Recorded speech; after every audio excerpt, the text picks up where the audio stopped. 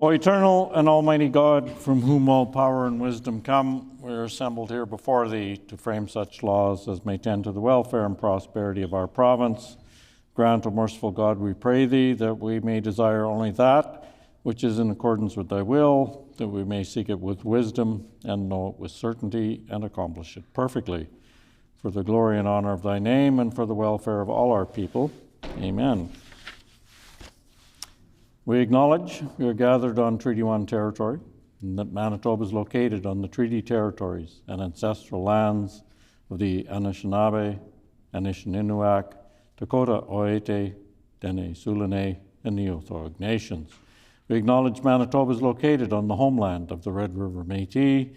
We acknowledge northern Manitoba includes lands that were and are the ancestral lands of the Inuit.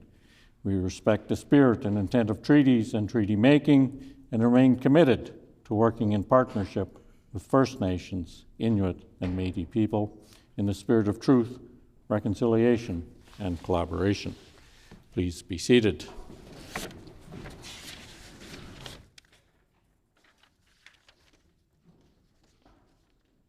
The Honourable Member for Tyndall Park.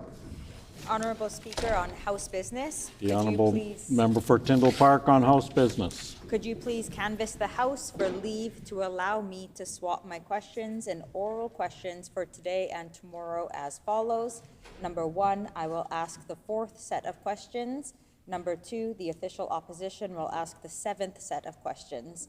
This agreement does not affect the allocation of questions for the Government Caucus or the Honourable Member for Fort Garry.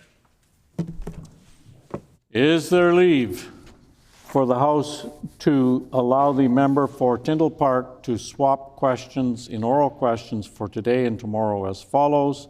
She would ask the 4th set of questions, the official opposition would ask the 7th set of questions, and this agreement would not affect the allocation of questions for the Government Caucus or the Honourable Member for Fort Garry. Is there leave? Agreed. Agreed, and so ordered.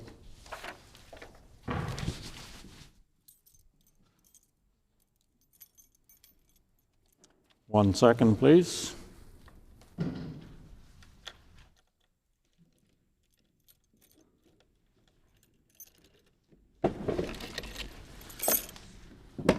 Routine proceedings, introduction of bills, committee reports, tabling of reports, and I have a report to table. In accordance with Section 49, Bracket 2 of the Conflict of Interest Members and Ministers Act, I am tabling a report dated May 21, 2025 by the Ethics Commissioner regarding Heather Stephenson, former member for Tuxedo, Cliff Cullen, former member for Spruce Woods, the member for Red River North, the member for Interlake Gimli.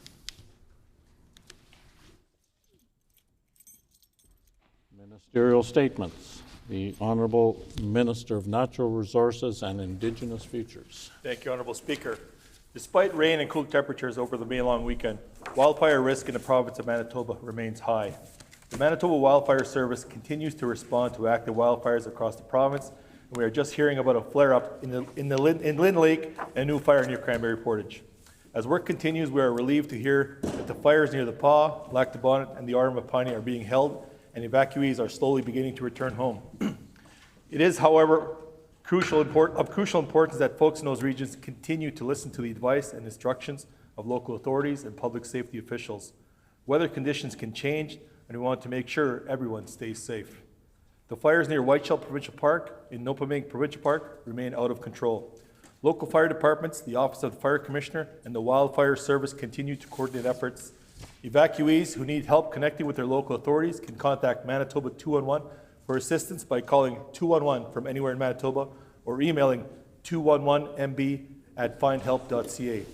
Also, for all information on current municipal burning restrictions, fire and travel restrictions, and provincial park restrictions, please visit manitoba.ca/wildfire. We recognize provincial park residents and codgers, campers, and commercial operators are keen to return to normal activities in our parks. The restrictions and closures are still in place for everyone's safety. This will allow fire crews and emergency responders space to do their work. We thank all the fire crews working tirelessly on the front line including the crew members from BC, Alberta, and additional crews provided by Parks Canada. We truly appreciate the collective efforts of those helping us on the front line, the Reeves, the councillors, the local EMO staff, and volunteers. Thank you for helping us get through this disastrous situation. The Honourable Member for Swan River. Thank you, Honourable Speaker. Today I rise with continued concern for the many Manitobans whose lives remain affected by the wildfires burning across our province. While the situation remains serious, we're beginning to see signs of progress, thanks to the tireless work of firefighters, emergency responders, and partners working around the clock. Across southeastern Manitoba, the wildfire along the Ontario border and inside Whiteshell Provincial Park remains out of control. But thanks to the bravery of those on the ground and the air, progress has been made. While we welcome the positive steps forward, state and local emergency remains in place. Reopenings are part of careful approach led by Manitoba Parks in close coordination with the Manitoba Wildfire Service, Conservation Officer Service, and other key partners. The goal is to balance safety with the need to restore access and stability to affected areas. To our frontline workers, your courage and coordination are saving lives and giving hope to communities in turmoil. And residents, business owners, and cottage displaced from their homes, we know this is a long road, but please remember, we in Assembly stand with you and we walk with you every step of the way. This is a time for vigilance. We're not out of the woods yet, but with every act of courage, every drop of rain, and every effort to protect one another, we move closer to recovery. Let us continue to show the strength that defies Manitoba, not just in the face of danger, but in compassion and extend to one another. Compassion we extend to one another. To our first responders, thank you. To our residents, stay strong. To everyone impacted, you're not alone. Together, we'll get through this. Thank you.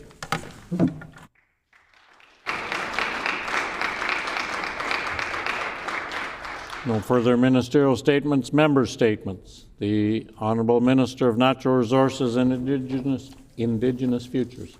Thank you, Honourable Speaker. Today I would like to say a few words for a truly great man, Jim Bear. Jim is an accomplished and respected member of the Broken End Ojibwe Nation.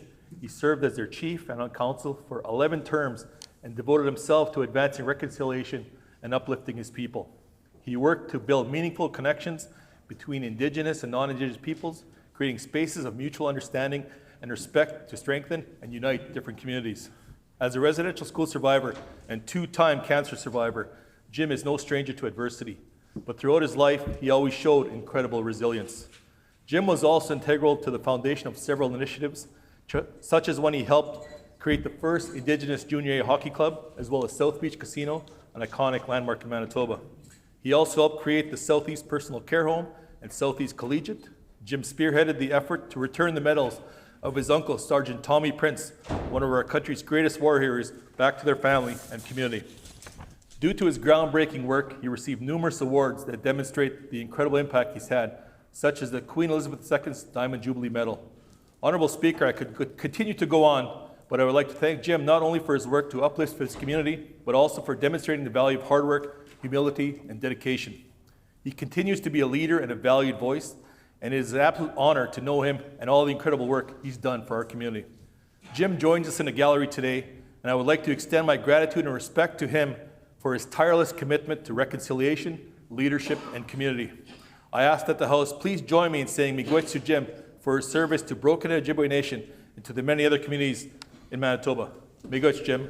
I would also ask for leave to insert the names of his guests into Hansard. Miigwech.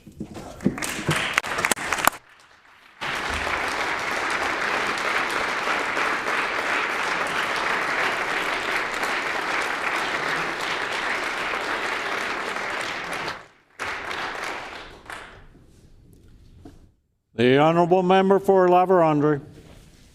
Thank you, Honourable Speaker, for the opportunity to recognize a very important birthday. Twin sisters Marie Chapilski and Kay Rempel, who we have with us in the gallery today, are celebrating their 98th birthday. These are two truly remarkable members of the Grunthal community. Both ladies are firecrackers, full of life and nearly a century of stories. Kay and Marie were born at their family farm in New Bothwell on May 21st, 1927. The second oldest to young parents, the family grew to 12 children, where they all learned the importance of hard work, faith, and family. Life on a farm at that time wasn't easy, but both sisters noted their appreciation for their upbringing, recognizing how it taught them the values and work ethic that helped guide a life spanning nearly 100 years. Both sisters married and went on to raise their families and carry out a life full of reward. Although both lived very different lives, these two are clearly best friends that enjoyed jabs and jokes, even times at each other's expense. Today, these two wonderful ladies are lucky enough to live across the hall from one another, where their witty humor provides joy and entertainment to everyone around them. When asked what the secret to a long and enjoyable life was, they both answer very similar. They were clear that it hasn't been watching what they eat or committed exercise. Instead, it was doing what they love and surrounding themselves with people who they care about. It was Kay who noted the importance of being yourself and not worrying about the rest. To help celebrate, join me in welcoming Tracy Klippenstein, a granddaughter of Kay, Madeline Isaac, Marie's granddaughter, with her children, Austin, Arizona, and Forrest, Rick Chapilski and his wife, Annette, who's Marie's grandson, and Annette Cron, Marie's granddaughter.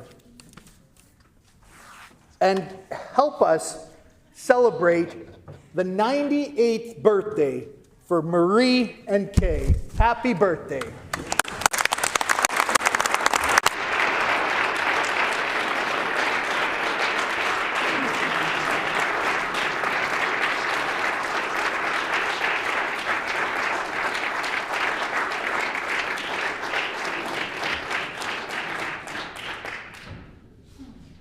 The Honourable Minister of Public Service Delivery. Thank you, Honourable Speaker. I'm honored to recognize Raquel Ferrier and Mary Chris Santos, co-owner of Renewed Supreme Ice Cream Shop, a cherished establishment in our community, the Maples. The Supreme Ice Cream Shop has become a beloved fixture in Winnipeg, captivating residents with its diverse selection of ice cream flavors and specialty foods, including the well-known Filipino dessert, Halo Halo. By offering these authentic flavors, the shop has not only delighted customers, but also brought a vibrant taste of Filipino culture to our city. Beyond serving exceptional treats, this establishment has fostered a warm and welcoming environment, a place where people gather to enjoy unique dessert and comfort food. Patrons consistently commend the shop for its inviting atmosphere and diverse menu, which feature not only ice cream, but also savory delights such as shao pao and mami soups. In addition to enriching the culinary landscape of Winnipeg, the Supreme Ice Shop has played a vital role in supporting local employment, particularly in food service industry. It has also provided valuable job opportunities for community members, including young workers seeking to experience in hospitality and in retail. Employees frequently highlight the shop's work environment and supportive leadership, helping people develop essential skills in customer service, food preparation, and inventory management. Today, I invite all members to join me in expressing our sincere gratitude to the Supreme Ice Cream Shop for its contribution to the employment and food industry in Manitoba. Thank you, Honourable Speaker.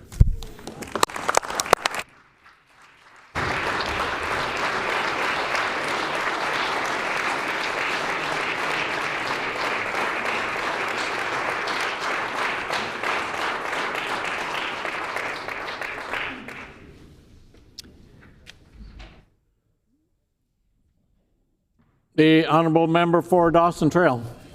Today I recognize the students and staff that put together the St. Anne Collegiate's musical, Mean Girls.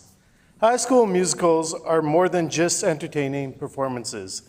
They offer a wealth of development benefit for students, and it helps build confidence and self-esteem, fosters teamwork and collaboration, enhances creativity and imagination, and cultivates discipline and time management. The Mean Girls musical was a vibrant showcase of exceptional talent, bringing together an impressive cast and crew whose performance captivated audiences from start to finish. More than just an entertaining production, the musical served as a powerful learning experience for everyone involved, whether on stage, behind the scenes, or in the audience. The musical conveyed valuable insights into handling social relationships, embracing being true to yourself, and appreciating true friendships. It emphasized avoiding the harm that comes from judging others and recognizing the strength and kindness and empathy. The show also reminds us that everyone faces insecurities, and the healthiest way to deal with them is through self-acceptance and positive mindsets. From my time on the high school drama team, I can relate to the nerves and work that goes into rehearsals and the want to perform your best. And the care was evident by all that were involved. I would like to extend my sincerest thank you to the teachers and the staff and the students at the school for dedicating 5 months to creating such a wonderful masterpiece. I would ask my colleagues to join me in applauding their effort as they watch online today.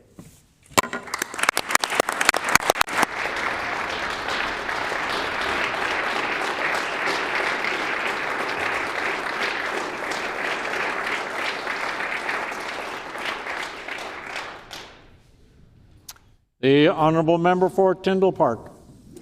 Today and tomorrow are very special days, and I'd like to begin by thanking all MLAs for allowing leave to use back-to-back member statements and to have earlier questions during question period so the students can be present and not miss their school bus this afternoon.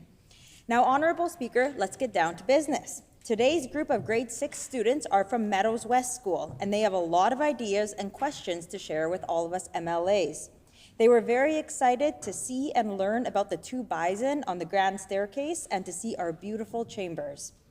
The students have been learning a lot about infrastructure, housing, cost of living, and school resources. When I asked them where they learned about these topics, they said from conversations with their families at home. Students are curious about our roads. They have so many questions about the materials that are used, if there is such a thing as a long-term fix, and why other provinces have better roads than Manitoba. They're also curious about housing and wondering if there are ways to make it more affordable. Their hope is for less homelessness, and when I asked them if they had ideas to end homelessness, they suggested building more shelters, homes, even tiny homes, and making them affordable. On the topic of affordability, the students are curious about the prices of groceries and gas and wonder why they increase and decrease so frequently. And lastly, Honourable Speaker, they are wondering if schools can be given more money to purchase better equipment and supplies, specifically sports equipment, funding for field trips, and better toilet paper. Honourable Speaker, in closing, I'd like to share how much the students are looking forward to having their questions answered during question period and thank them directly for joining us here today. Thank you.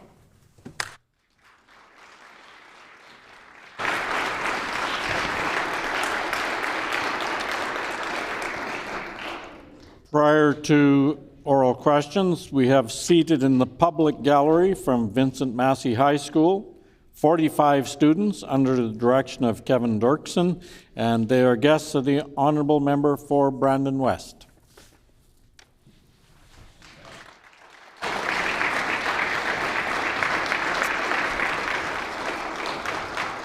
Oral questions, the Honourable Leader of the Official Opposition.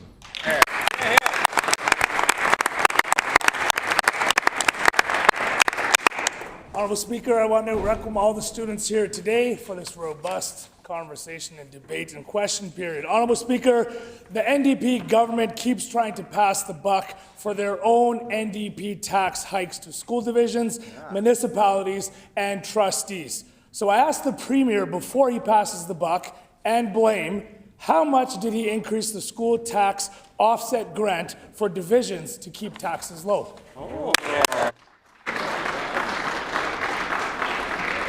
The Honourable First Minister.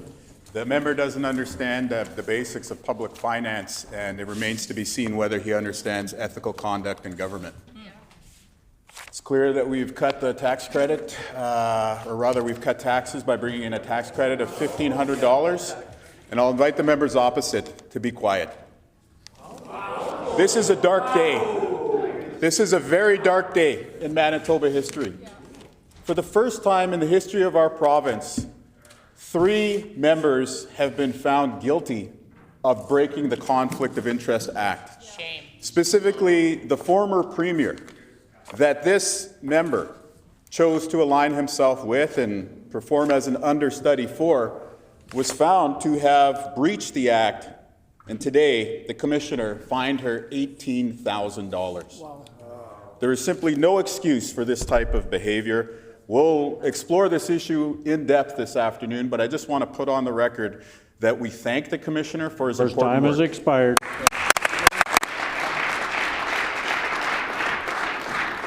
The Honourable Leader of the Official Opposition on a supplementary question. Manitobans can see for themselves the sheer arrogance and bullying by this premier. I'm asking a question about affordability, where seniors on a fixed income cannot afford the education and property taxes under this NDP government and this premier. The answer was 0 for those listening. He did not increase the tax credit at all. And now he's blaming trustees and municipalities. So I'll ask the premier again, what does he have to say to the seniors on a fixed income that are paying thousands of dollars or more in education and property taxes under his failing NDP? Yeah.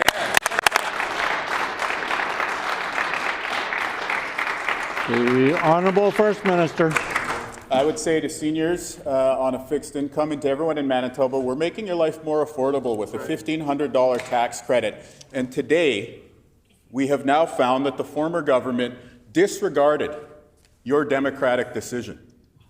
The reason that the act was violated is because the former premier, we now know in black and white, tried to push through the approval of a controversial silica mine in Manitoba after the PCs lost the election. They knew that they lost the confidence of the people of Manitoba. They lost the election. You made a choice to have a new government, and they tried to rush this through, in the words of the Conflict of Interest Commissioner, to improperly advance the interests of private parties.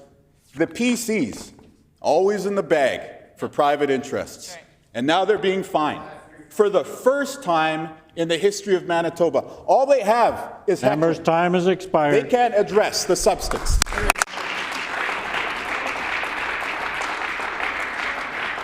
The Honourable Leader of the Official Opposition on a final supplementary Speaker, question. You know who can't address Order. This NDP and Premier can't address the questions that I'm asking about affordability. Manitobans want to know how they're going to pay their bills. And this Premier and Finance Minister has increased your education and property taxes over $300 million. Premier wants to use smoke and mirrors. We want answers on this side of the House. So do seniors, school trustees, and municipalities. So I'll ask the Premier again, what does he have to say to the seniors on a fixed income that can't afford to pay their education property taxes? Where is that $1,500 rebate that he claims is coming but hasn't arrived yet? The Honourable Leader of the the Honourable First Minister. Thank you, Honourable Speaker. And what I would say to seniors and to everyone in the province is we respect your vote. Many members of this team sat in opposition benches. And when we did so, we didn't improperly try to influence the conduct of government. The members opposite did. And now the only thing that they can do is heckle. None of them will address this historically dark mark on government in Manitoba. And why? There is nothing to say to defend this. The former premier that they hitched their wagon to was fined today for violating the act. That's just terrible. That should never happen. Will there be an apology?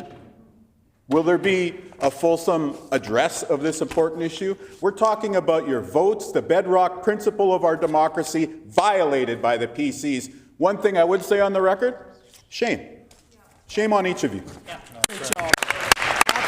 The Honourable Leader of the Official Opposition on a new question. If you want to talk about shame of criminal records, the Premier doesn't need to look any farther than the mirror himself, Honourable Speaker. Honourable Speaker, Manitobans have a right to know. This Premier told reporters in Ontario, he promised, and I quote, every Manitoban will receive a rebate of $1,600, end quote. I looked, and it isn't anywhere in the budget. So, will the Premier stand up and admit he made a mistake and he misspoke, or is he now saying, like he said in Ontario, that every Manitoban will receive $1,600? The Honourable First Minister. Yeah, Heather Stephenson was just fined $18,000. That was his mentor. He chose to run under her banner. Everyone else was fleeing the ship at the time, like Cliff Cullen, who, by the way, was fined $12,000. They were all fleeing the ship, and he chose to align himself with Heather Stephenson. Now we know that Heather Stephenson violated the basic principle of our democracy, which is that when you vote, you get to choose the government that makes decisions. And why did they do that? According to the Conflict of Interest Commissioner, it was to improperly advance a private interest. That's just wrong. I'll table, because I realize that we only had 2 copies in the House here, I'll table for the members opposite copies of the Conflict of Interest Commissioner's report. I know that they've obviously seen it, because not everybody who should be speaking to the issue is going to get up in the House today, if you know what I'm saying.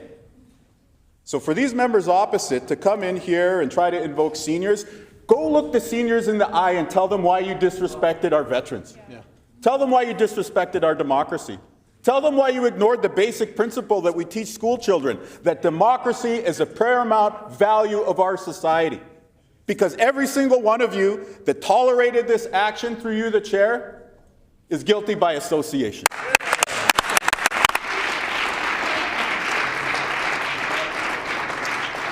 The Honourable Leader of the Official Opposition on a supplementary question. Manitobans, you can see it. The hypocrisy runs so deep, this Premier doesn't even know when he's saying it. Let's not forget, Manitoba, that this very Premier has an Ethics Commissioner report still outstanding. He's a sitting Premier with a report from the Commissioner still outstanding. If that isn't hypocrisy, I don't know what is. But you know what else Manitoba voters are realizing is that they were deceived by this 2023 NDP government.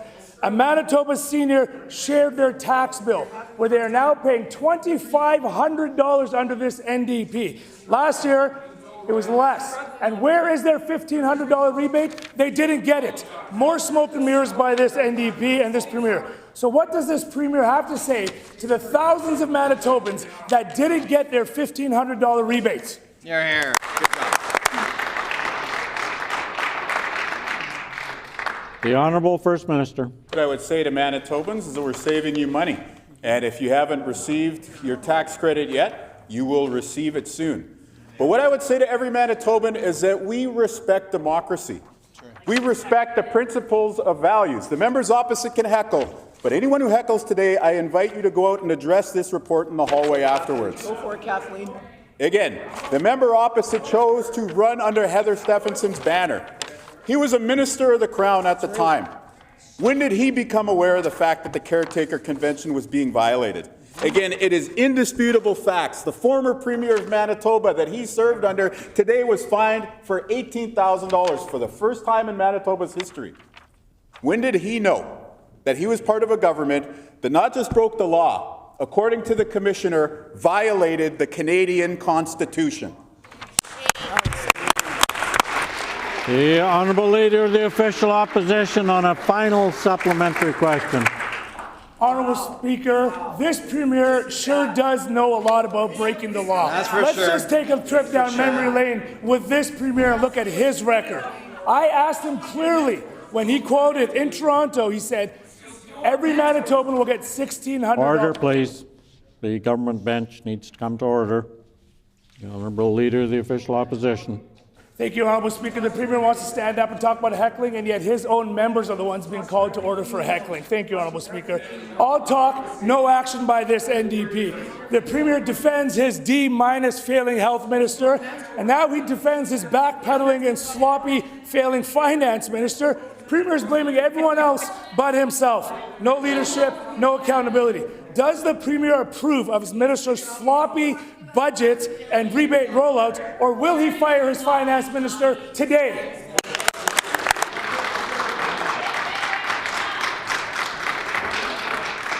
The Honourable First Minister. No, I will always accept responsibility anytime our government falls short of meeting your needs. But the reality is we're fixing health care, we're saving you money, and we're standing up to Donald Trump, unlike the member opposite who thanks Donald Trump.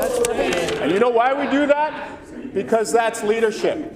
I would like to quote something from the Commissioner's report today on the subject of leadership, and this applies to Heather Stephenson, his close friend and political mentor. The Conflict of Interest Commissioner says, and I quote, "She had a higher leadership responsibility that she failed to meet." This is a damning condemnation of a failed government that launched ads against the victims of a serial killer, a failed government that launched ads attacking trans children, and then after debasing themselves in such a fashion and losing power because of you, the good people of Manitoba, then proceeded to break the law to improperly further their own or others' private interest. An $18,000 fine. Members' time has expired.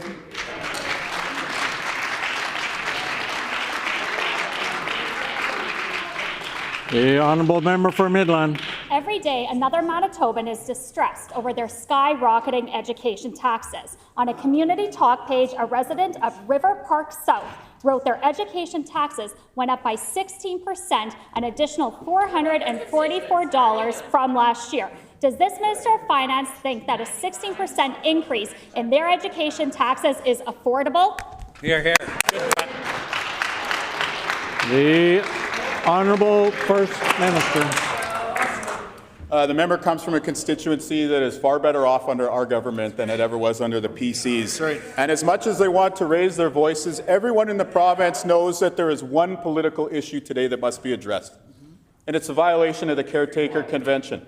There are hecklers coming across the way here, but that's because they know they have nothing to say. That's right. The former Attorney General is heckling right now under the PC government. Let him go into the hall and explain when he knew that Heather Stephenson violated not just the law, but the Constitution. These are the words in black and white of the Ethics Commissioner. They shake their head now. Why didn't any of them say no to Heather Stephenson when she was pushing cabinet members to inappropriately approve a mine? Exactly. Quote, "Did we get it done today?" End quote. Perhaps the member would like to explain the significance and context of that quote from the Commissioner's report.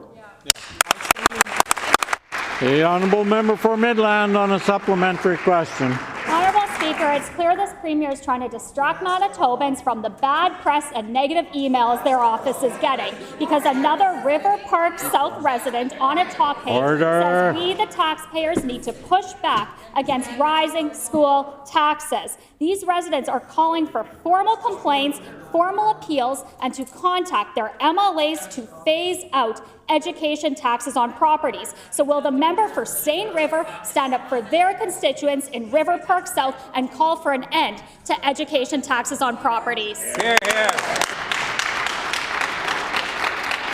The Honourable First Minister. Honourable Speaker, let's be clear.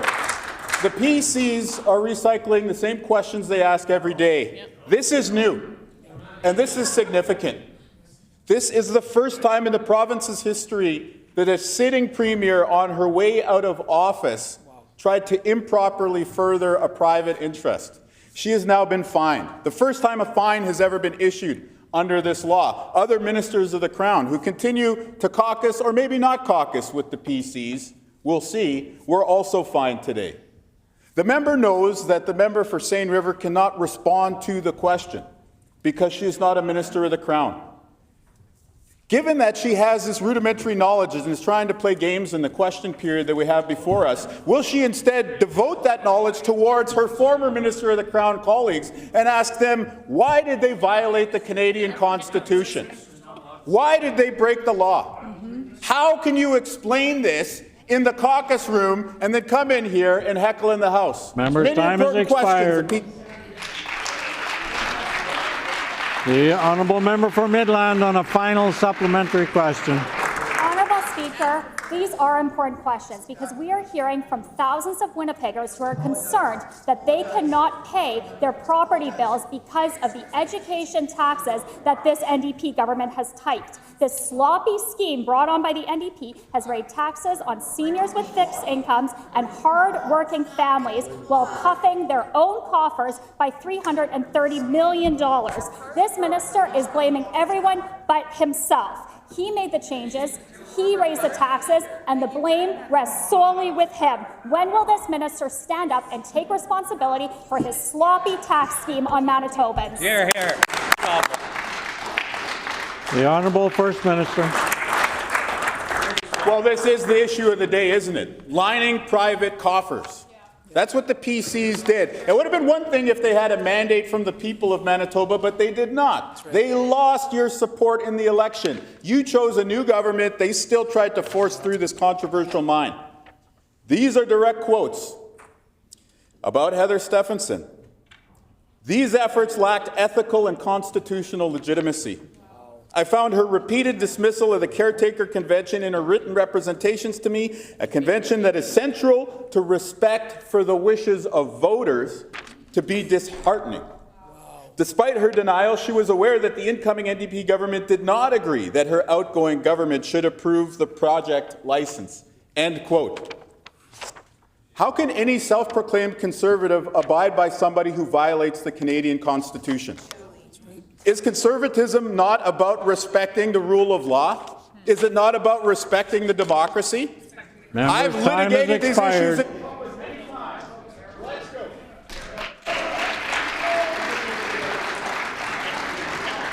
The honourable member for Tyndall Park. Thank you, Honourable Speaker. The students from Meadows West are hoping that this government can help us all better understand the role that the province plays when it comes to roads. They are wondering why other provinces have better roads than us. Are there better materials that could be used for a more long-term fix? And will they fix the old roads before building new ones? The Honourable Minister, Transportation and Infrastructure. Thank you, Honourable Speaker. I thank the member and her guests for that question. I think these are really good questions. When I visit other provinces, I often wonder and compare roads and what's happening in our province. But in this role, I've learned that a big reason for some of the problems in our province, on our province's roads, are all the cuts and underspending that happened under the previous government. There's two different budgets, one that apply, or two different pockets of money, one that applies to repairing roads and one that applies to building new infrastructure. And in both cases, the previous government underspent and cut their budget year after year after year. So we have to do both things at the same time. We have to time has expired.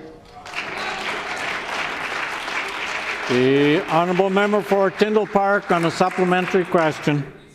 Honourable Speaker, life is expensive. The students of Meadows West understand that homelessness is very real, and they think that it is in part because housing and groceries are too expensive. Can the Minister of Housing share if housing and groceries will become more affordable, and can the students do anything to help? The Honourable First Minister. I thank the students for coming forward with some great questions that affect some really important topics. When we're talking about homelessness, we also have to recognize the role that mental health and addictions plays. And when we talk about that, we have to understand trauma, when really bad things happen in people's lives. And unfortunately, for more people in Manitoba relative to other parts of the world, a lot of those traumas happen because of the bad decisions of former governments, going back 150 years in some cases.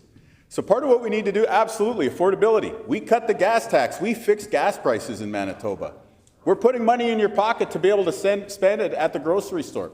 But we also have to address the historic lineage that bad decision-making in the past governments has on people today. So we're building housing, we're offering supports to people in community, and most importantly, we're trying to bring everyone together to build a Manitoba that you will inherit, that you'll be proud of. The honourable member for Tyndall Park on a final supplementary question. Thank you, Honourable Speaker. As mentioned in the member's statement, students from Meadows West want to advocate for their teachers and their own learning by ensuring that they have access to the best equipment and supplies. They would like to be able to purchase more sports equipment and have more funding for field trips.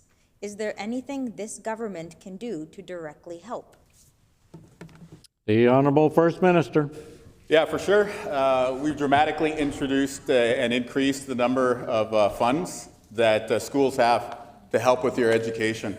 When you heard the members opposite shouting and getting all worked up and raising their voices for the first 2 or 3 questions in question period, you need to understand what they're pushing for is less money for schools.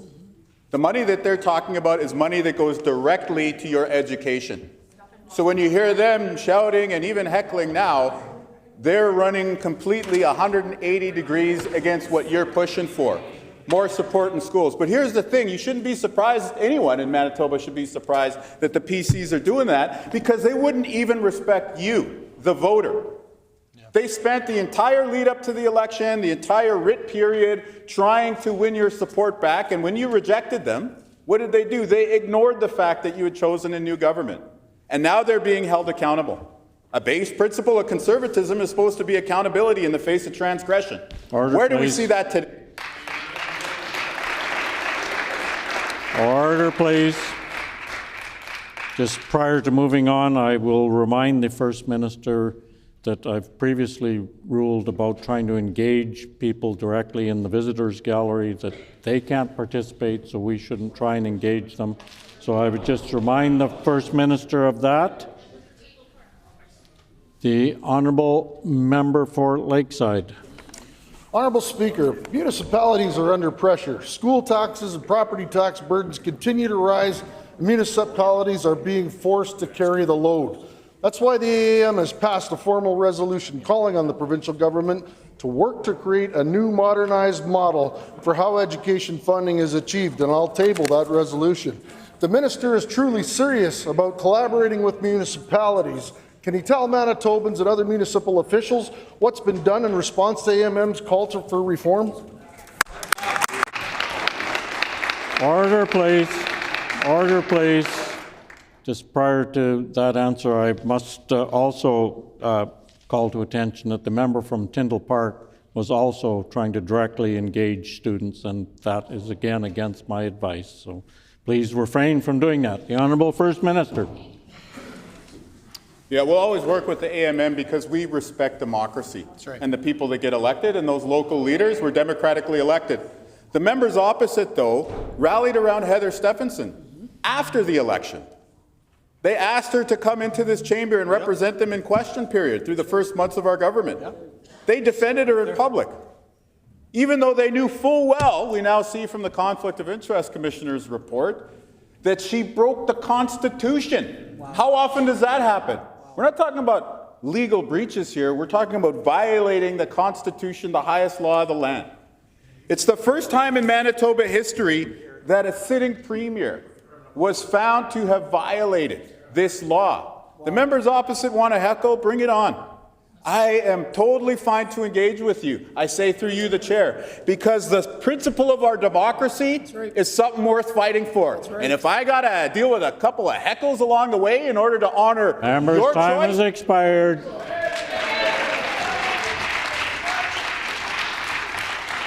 The Honourable Member for Lakeside on a supplementary question. Honourable Speaker, under this government, municipalities and school divisions are forced to raise taxes just to cover basic services. And what does the Premier say in response? I quote, "You have the opportunity to go to the ballot box next year if you're not happy." I, for one, encourage Manitobans to take the Premier up on that offer in about 2 years.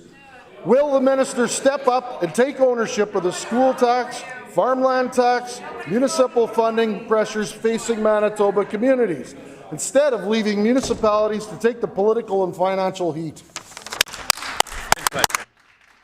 The Honourable First Minister. You know, I think the member has an interesting challenge. Like, he has to go back to the PC caucus room and in like a somehow uplifting way still give them heck for giving him such a terrible question on this of all days. Because we are talking about the ballot box. You lost the election. You had no right to govern. Heather Stephenson violated that base principle of our democracy. So yes, please exercise your democratic right. Exercise it at the municipal level. Exercise it at the federal level. Hopefully not too soon. Exercise it at the provincial level. We will gladly stand up every single time and stand up and respect the way you cast your ballots. The leader of their party couldn't even get more votes than the other guy. So I guess it's no surprise that they all rallied around Heather Stephenson, who was just fined for $18,000, a historic black mark on our democracy. It is absolutely shameful. I invite the member to turn over a new leaf and start addressing... Time has expired.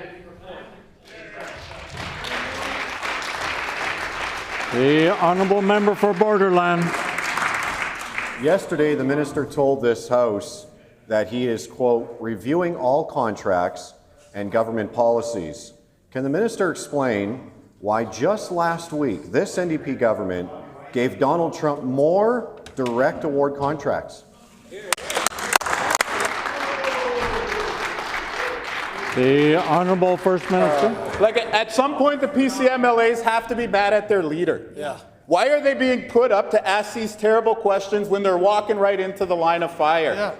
Inappropriate use of government decision-making? Yeah, we got a report on that, I say to the member for Borderland. It just made history for fining Heather Stephenson by $18,000. Cliff Cullen, $12,000. The member for Red River North, $10,000. I don't expect to see the Red River North MLA get up today. I do perhaps think that the Borderlands MLA will now rise. Will he address the fact that the government he was a part of broke the law, violated the Canadian Constitution? You probably think you got a safe seat in Emerson. But how do you explain that to people who want to know why you ignored their democratic choice to elect a new government? The honourable member for Borderland. Well, clearly the Premier is covering for the weakness of his ministers and their absolute inability to give Manitobans any answers. But we'll try. Order, please. The member for St. Boniface needs to come to order. The honourable member for Borderland. We'll keep trying to get answers. No one expected this NDP government to review American contracts in order to increase their value. But on April 1st, the Minister of Innovation and New Technology signed to increase a contract with a Washington, D.C. firm to $2 million. I table that contract. Is this the review that the minister was talking about?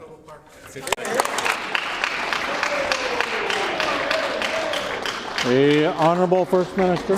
You know what? I'm going to go out and say it. I love Canada. I love this country so much. And here's the thing about the deep-seated love for this country that I have, whose freedom was fought for by our veterans. It's that I respect your vote. I respected the outcome of elections I lost. And I certainly, with deep humility, accepted the outcome of the election that our team won. So if the question the member has is about ministerial relationship with the President of the Executive Council, let's turn again to the report. Despite the roles of Mr. Cullen and the member for Red River North, final accountability must rest with the Premier. She had a higher leadership responsibility that she failed to meet. I think that much is clear. The fact that she's been fined is very apparent proof of that. For the members opposite, including the member for Borderland, how do they justify supporting this travesty and disrespect to the base principles of our democracy? The honourable member for Borderland on a final supplementary question. You know, it's frankly disgusting and disappointing that this government walks out every single day that "O Canada" is sung in this chamber. Those members walk out. I table another $750,000 in U.S. contracts this government gave out in April. Remember, this is after Donald Trump's tariffs have been applied to Canada.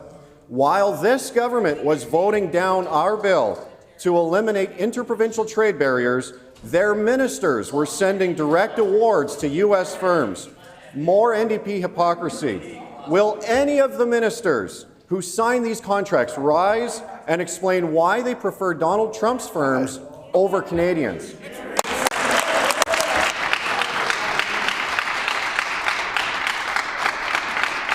The Honourable First Minister. Yeah, again.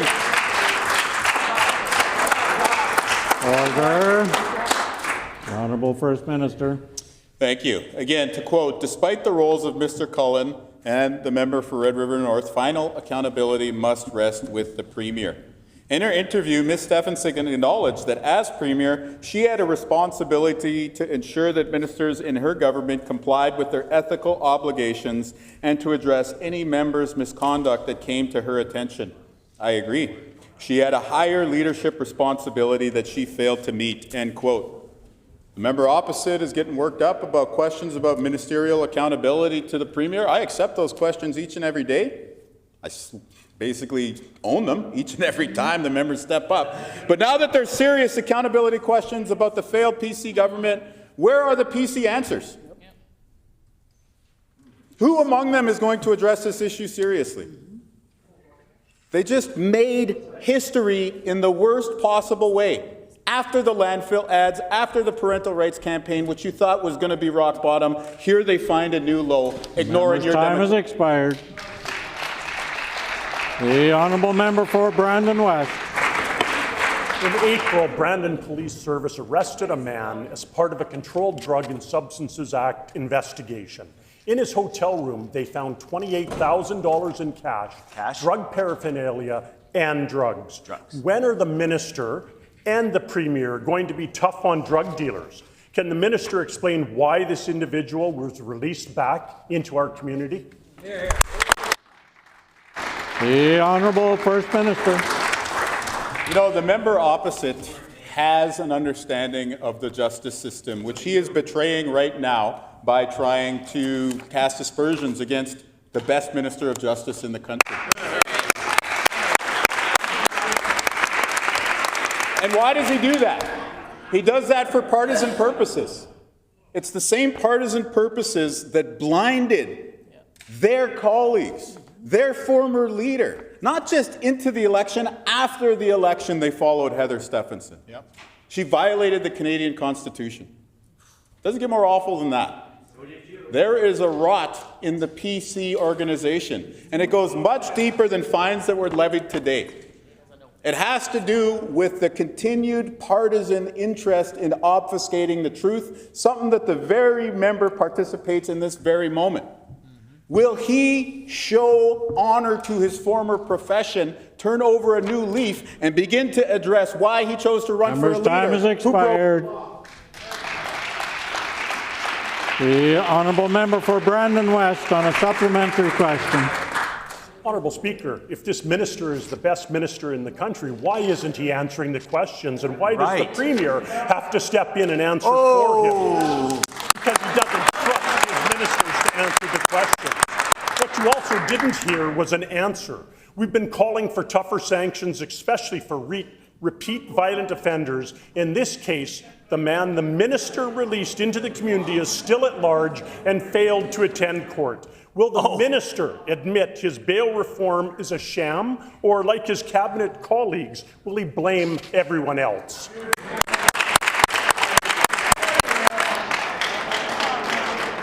The Honourable First Minister. We got the best Minister of Justice in the country. Guess what? No, guess what? Guess what? We got the best Attorney General, too. That's right. That's right. The reason why I'm answering questions is because the leader of the PC party, the former Premier that he chose to start his political career under, was just found to have violated the Conflict of Interest Act, was found to have not had constitutional legitimacy, was found to have disrespected your decision as the people of Manitoba. So when they continue to recycle these questions, of course I'm going to rise and call them to be accountable. The member opposite grins. What is so funny about ignoring the wishes of people in Brandon West? That's right. Thinks it's funny. I would like him to answer that question to you, the chair. And while he's at it, Why did Cliff Cullen break the law? Why did the member for Red River North break the law? And why hasn't he been tough on their crimes? The honourable member for Brandon West on a final supplementary question. I would ask the question of how the minister feels to be muzzled, but he won't be allowed to get up and answer it. Early Sunday morning, a woman was arrested after a collision involving a parked vehicle. While being processed, she attacked a central processing officer and was found to be in possession of a folding knife and drug packaging paraphernalia. She was charged with assaulting a peace officer, possession of a weapon, impaired driving, and multiple other charges. And guess what?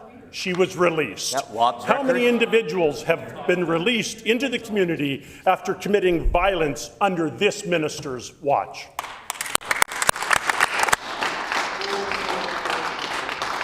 The Honourable First Minister. Yeah, you know, the thing about the NDP is we're consistent. Yeah. When we say we're tough on crime, that means that we're tough on anyone who commits a crime. Yeah. But the members opposite are hypocrites, because they're only tough on crime when certain people commit them. Today, a police officer stood up and refused to ask about his own political mentor breaking the law and being fined $18,000. Not important? He refused to ask a question or answer a question about his former colleague in the neighboring constituency of Spruce Woods breaking the law and being fined $12,000. And again, the current colleague that he may or may not sit with in the PC caucus also fined 10 grand. Why is it that the members opposite get so worked up about some people committing crimes, but when their own rich insider friends break the law, they are completely silent? And you know what? That's a rhetorical question. We all know the answer, because the answer to that question is the entire reason the PC party was expired.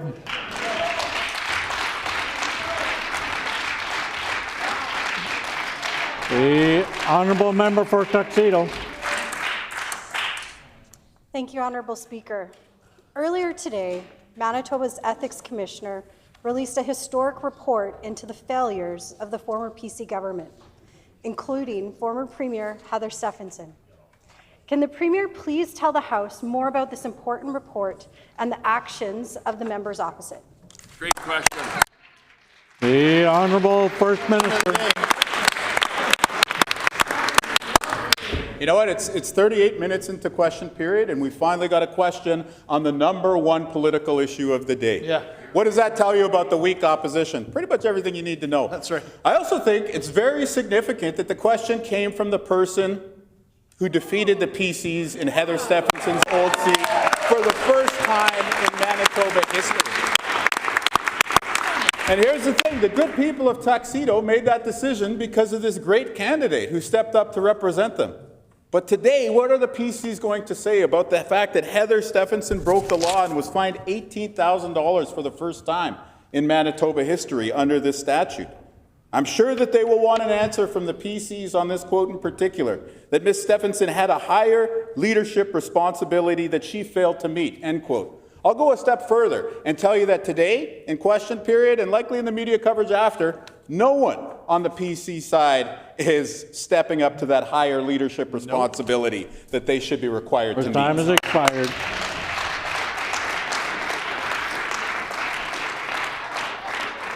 The honourable member for Fort Garry. Over a year ago, the Premier released his major policy announcement on bail reform by telling Crown attorneys to, I quote, consider risk to public safety in making bail decisions. Crown attorneys stated that wasn't new. They always have done that. In fact, this was kind of insulting, and I'll table the article. After a year, the Premier's bail reform plan, Crown attorneys are saying nothing's changed. Defense lawyers are saying nothing has changed. Now, this Premier has attacked Crown attorneys. He's insulted them and said they weren't doing their job. He's told Manitobans that the justice system is broken and can't keep them safe. He's provided no new resources to support bail courts.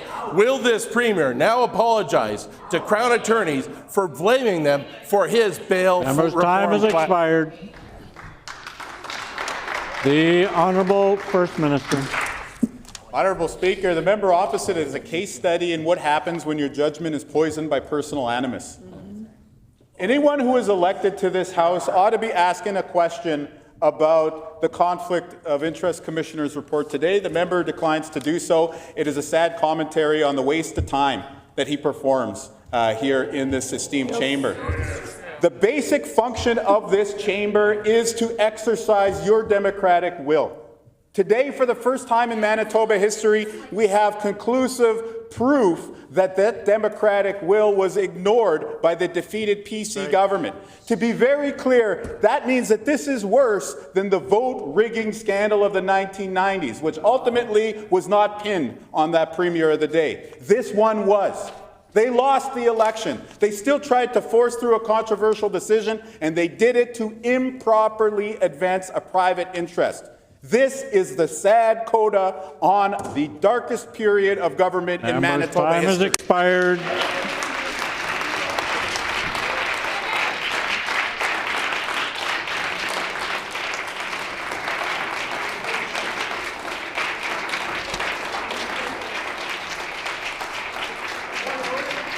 Order, please. The Honourable First Minister on a point of order. Yeah, I just want to say I look forward to estimates, so please show up right away. I would advise that that is clearly not a point of order. The time for oral questions has expired. Order, please. The Speaker is standing. Prior to moving on, we have some more guests in the gallery. From Vincent Massey High School, we have a second group of 45 students under the direction of Kevin Dirksen, the guests of the Honourable Member for Brandon West, and we welcome you all here today.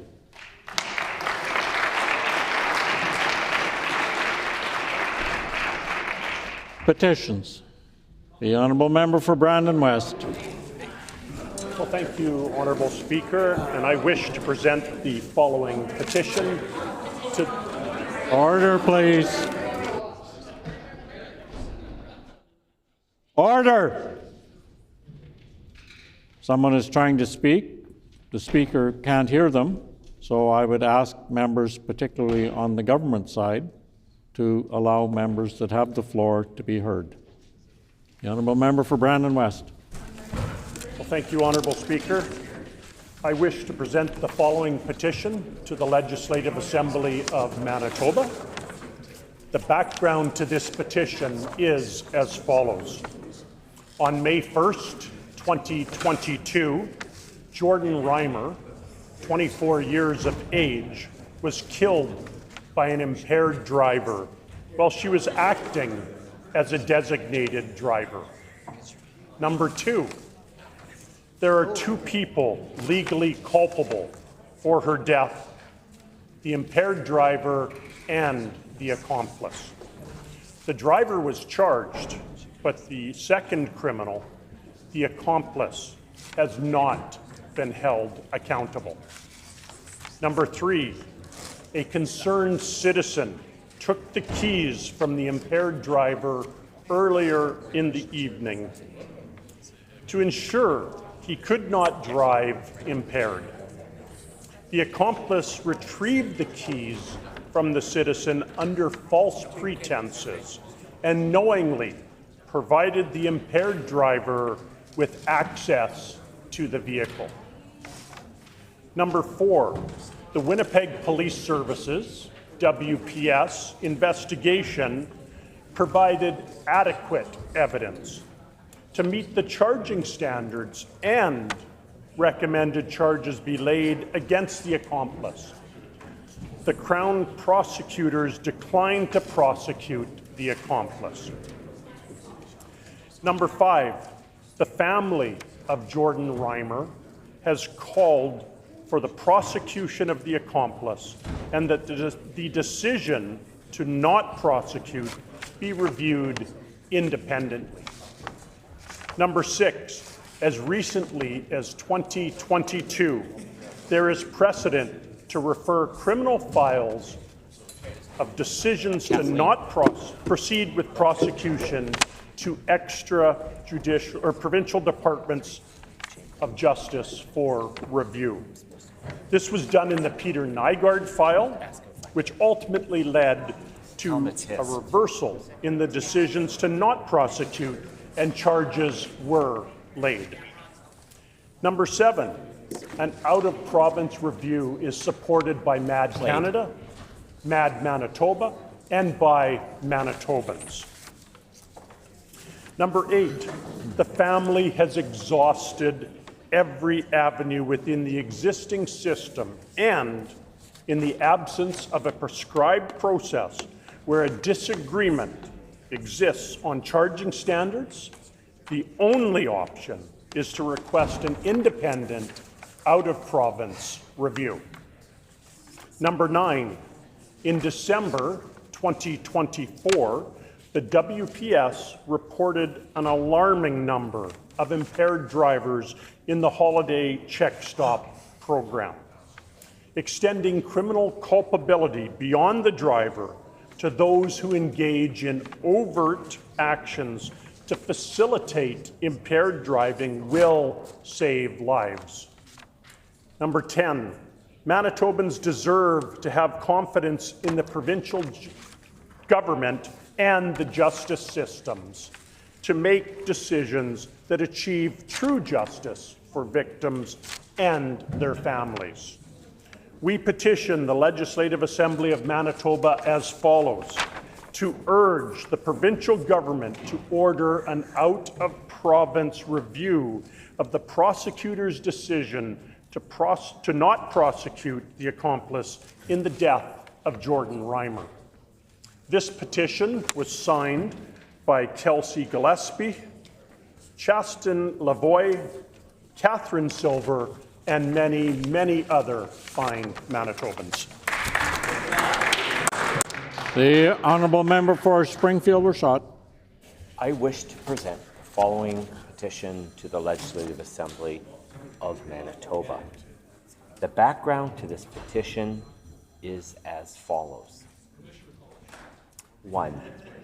Thanks to the investment made under the previous PC provincial government as part of the Clinical and Preventative Services Plan, construction for the new Portage Regional Health Facility is underway.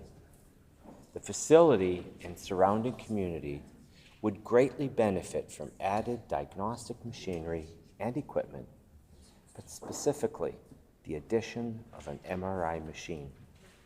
2.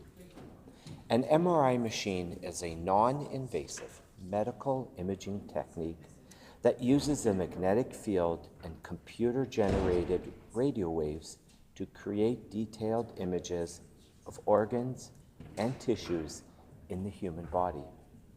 It is used for disease detection, diagnosis, and treatment monitoring. 3. Portage Prairie is centrally located in Manitoba and is on the #1 highway in the Southern Health Santé Sud Health Authority. Currently, there is only one MRI machine in the Regional Health Authority. 4.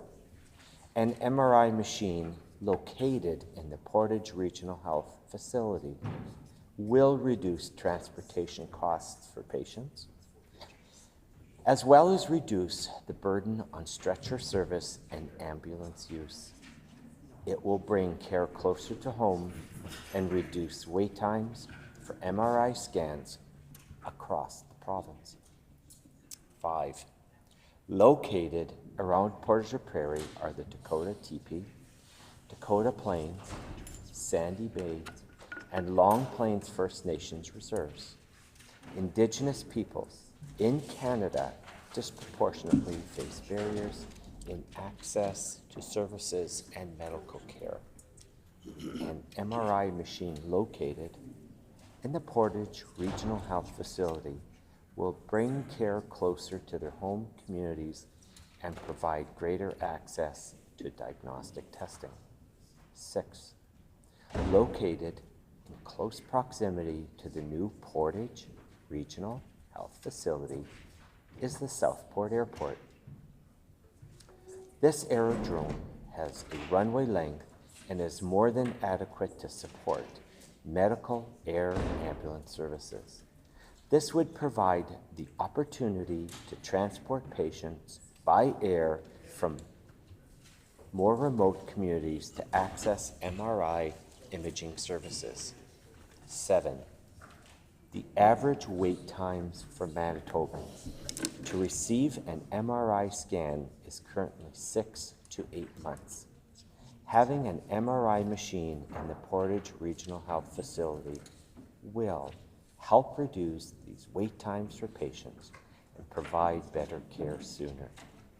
We petition the Legislative Assembly of Manitoba as follows: to urge the provincial government to support the investment and placement of an MRI machine in the Portage Regional Health Facility in Portage La Prairie, Manitoba.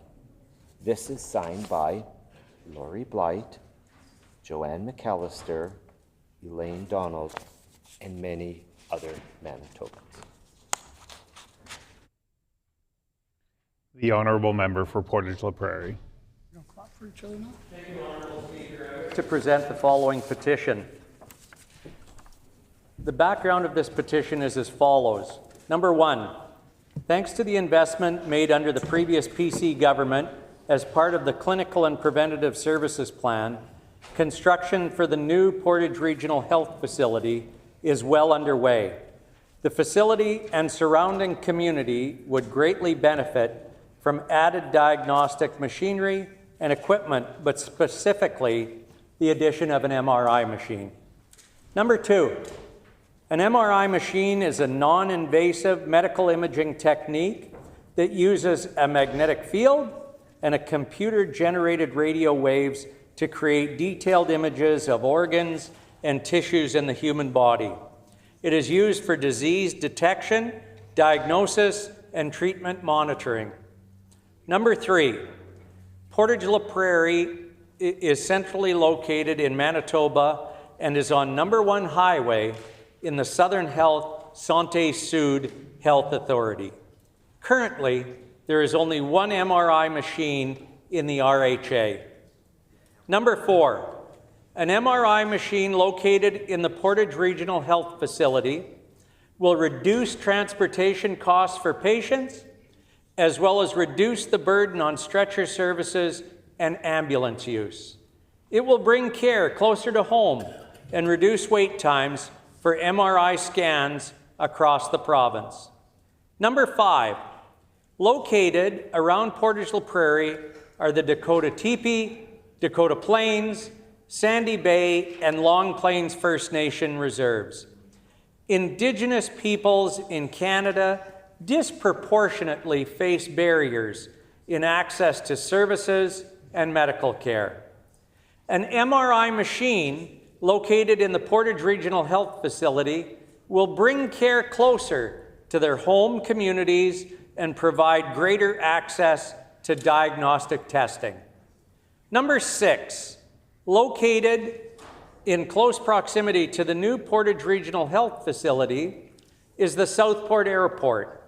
This aerodrome has runway length that is more than adequate to support medical air ambulance services. This would provide the opportunity to transport patients by air from remote communities to access MRI imaging services.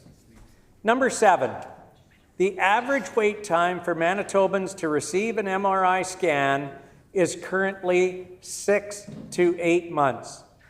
Having an MRI machine in the Portage Regional Health Facility will help reduce these wait times for patients and provide better care sooner. We petition the Legislative Assembly of Manitoba as follows: to urge the provincial government to support the investment and placement of an MRI machine in Portage Regional Health Facility in Portage La Prairie. This is signed by Suzanne M. Donnelly, Sheila Kim Chipman, and Landon Amont, and many, many more Manitobans. Thank you. The Honourable Member for Agassiz. Thank you, Honourable Deputy Speaker. I wish to present the following petition to the Legislative Assembly of Manitoba. The background to this petition is as follows. Number 1, all Manitobans deserve to feel safe in their homes and communities. Number 2, throughout Manitoba, rural communities are seeing dramatic increases in criminal activities targeting individuals and property, which has eroded their sense of safety. Number 3, though the communities pay taxes for RCMP coverage, many have lost local policing as RCMP detachments consolidate. This situation is unacceptable to communities who expect a level of service and police protection. Number 4, the lack of community policing has led to many Manitobans losing faith in the rule of law and the availability of emergency services when they are needed. Number 5, the provincial government has a responsibility to act and ensure that communities receive adequate service and coverage from police resources. We petition the Legislative Assembly of Manitoba as follows: to urge the provincial government to immediately work with the RCMP to restore rural community policing and to provide adequate resources to protect Manitoba communities.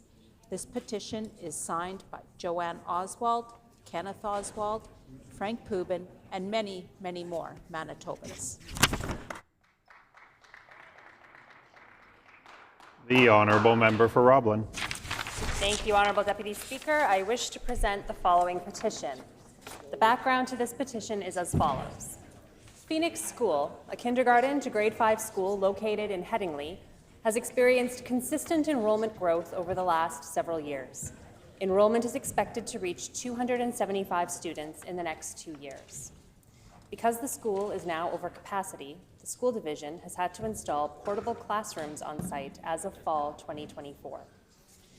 For several consecutive years, the top capital priority of the St. James Assiniboia School Division has been the renovation and expansion of Phoenix School. In 2022, the Phoenix School expansion and renovation project was approved to proceed to the design phase. The project included, among other amenities, a new gymnasium, 2 new classrooms, a multi-purpose room, and room for 74 childcare spaces. In June 2024, the school division received notice from the provincial government that the project has been deferred. There is no guarantee if or when the project will move forward. There are currently hundreds of children on a wait list for childcare in Headingley. The daycare operator in Phoenix School has been told that they will continue to have space within the school for the 2024-2025 school year only. That further expansion of childcare space within the school is not possible, and that space may be reduced moving forward due to the shortage of classrooms. If new space is not constructed as planned, many families may be left without childcare. It is critical that the expansion and renovation of Phoenix School proceed as planned in order to support the needs of students, teachers, and families in the growing community of Headingley. We petition the Legislative Assembly of Manitoba as follows: to urge the provincial government to proceed with the planned renovation and expansion of Phoenix School without further delay. And this petition is signed by Jessica Gillespie, Scott Lilly, Kevin Sievers, and many, many other Manitobans.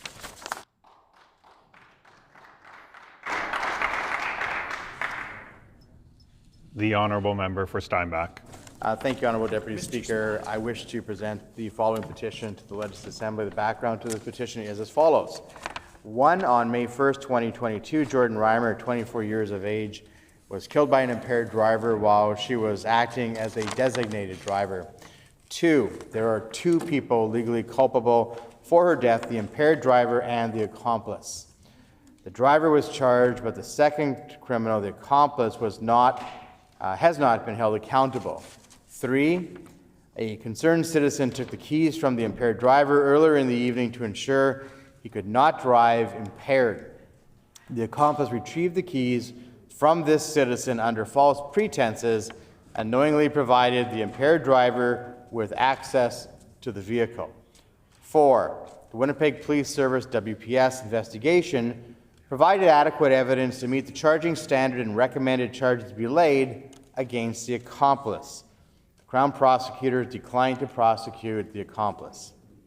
5, the family of Jordan Reimer has called for the prosecution of the accomplice and the decision to not prosecute to be reviewed independently.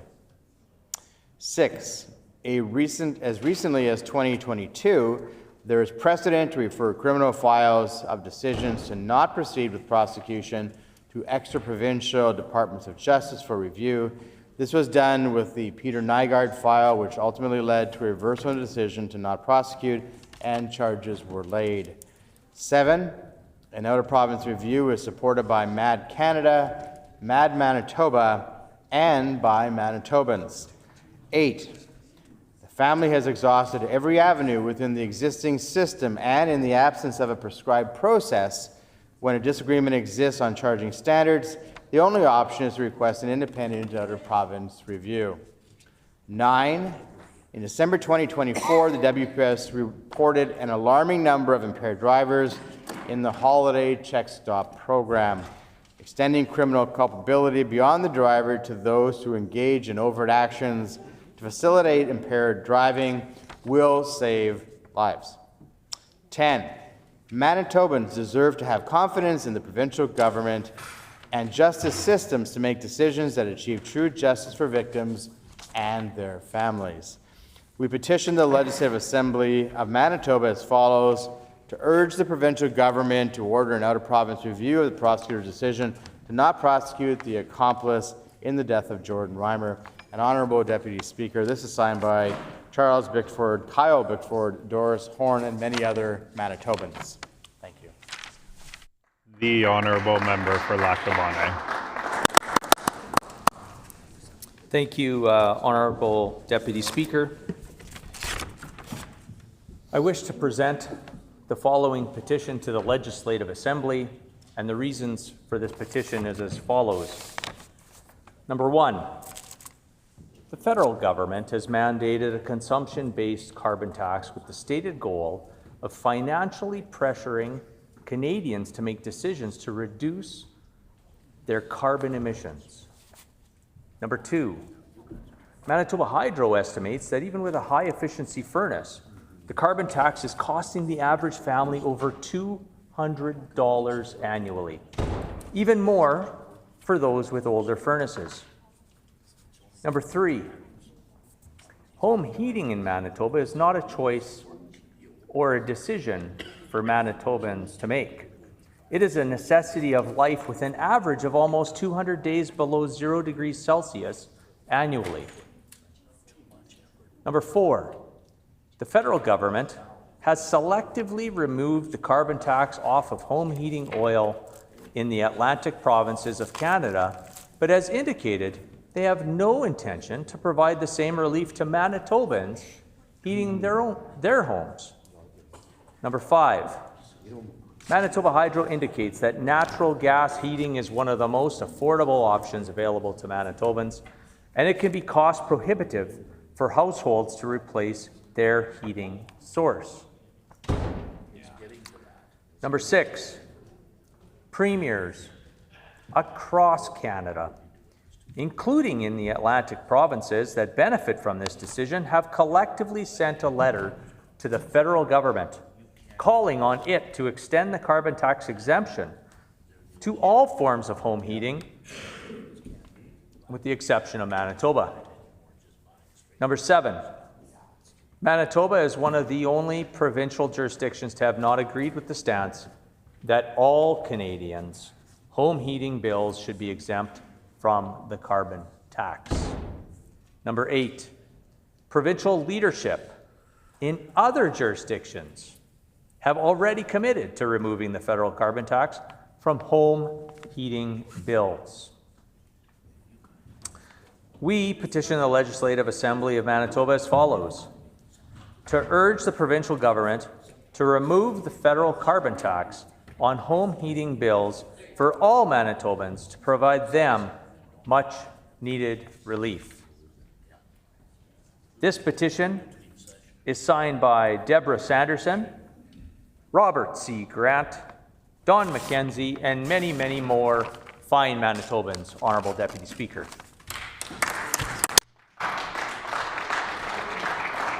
The Honourable Member for Borderland. I wish to present the following petition to the Legislative Assembly of Manitoba. These are the reasons for this petition.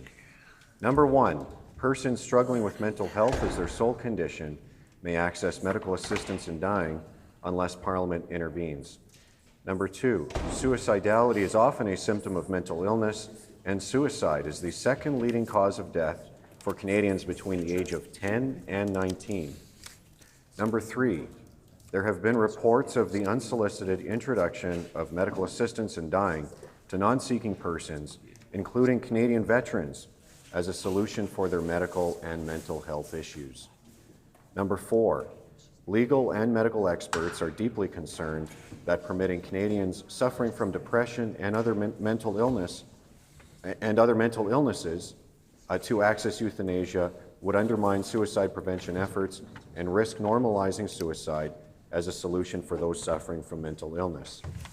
Number 5, the federal government is bound by the Charter of Rights and Freedoms to advance and protect the life, liberty, and security of its citizens. Number 6, Manitobans consider it a priority to ensure that adequate supports are in place for the mental health of all Canadians. Number 7, vulnerable Manitobans must be given suicide prevention counseling instead of suicide assistance. And number 8, the federal government should focus on increasing mental health supports to provinces and improve access to these supports instead of offering medical assistance in dying for those with mental illness. We petition the Legislative Assembly of Manitoba as follows. Number 1, to urge the provincial government to lobby the federal government to stop the expansion of medical assistance in dying to those for whom mental illness is the sole condition. And number 2, to urge the provincial government to lobby the federal government to protect Canadians struggling with mental illness by facilitating treatment, recovery, and medical assistance in living, not death. This petition has been signed by Mary Reimer, Ann Wolfe, Tina Hildebrand, and many, many Manitobans. The Honourable Member for Interlake Gimli. Thank you, Honourable Deputy Speaker. I wish to present the following petition. To the Legislative Assembly of Manitoba. The background to this petition is as follows. 1. On May 1st, 2022, Jordan Reimer, 24 years of age, was killed by an impaired driver while she was acting as a designated driver. 2. There are 2 people legally culpable for her death, the impaired driver and the accomplice. The driver was charged, but the second criminal, the accomplice, has not been held accountable. 3. A concerned citizen took the keys from the impaired driver earlier in the evening to ensure he could not drive impaired. The accomplice retrieved the keys from the citizen under false pretenses and knowingly provided the impaired driver with access to a vehicle. 4. The Winnipeg Police Services, WPS, investigation provided adequate evidence to meet the charging standard and recommended charges be laid against the accomplice. The Crown prosecutors declined to prosecute the accomplice. 5. The family of Jordan Reimer has called for the prosecution of the accomplice, and that decision is to not the decision to not prosecute be reviewed independently. 6. As recently as 2022, there is precedent to refer criminal files of decisions to not proceed with prosecution to extra-provincial departments of justice for review. This was done with the Peter Nygaard file, which ultimately led to a reversal in the decision to not prosecute, and charges were laid. 7, an out-of-province review is supported by Mad Canada, Mad Manitoba, and by Manitobans. 8, the family has exhausted every avenue within the existing system, and in the absence of a prescribed process, when a disagreement exists on charging standards, the only option is to request an independent out-of-province review. 9, in December of 2024, the Winnipeg Police Service reported an alarming number of impaired drivers in the holiday check stop program, extending criminal culpability beyond the driver to those who engage in overt actions to facilitate impaired driving will save lives. 10, Manitobans deserve to have confidence in the provincial government and justice system to make decisions that achieve true justice for victims and their families. We petition the Legislative Assembly of Manitoba as follows: to urge the provincial government to order an out-of-province review of the prosecutor's decision to not prosecute the accomplice in the death of Jordan Reimer. This petition is signed by Rob Lyons, Trevor Kraychek, and many, many, many other fine Manitobans.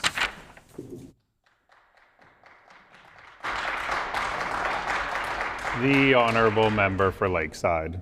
Thank you, Honourable Speaker, and I wish to present the following petition to the Legislative Assembly of Manitoba. And the background to this petition is as follows.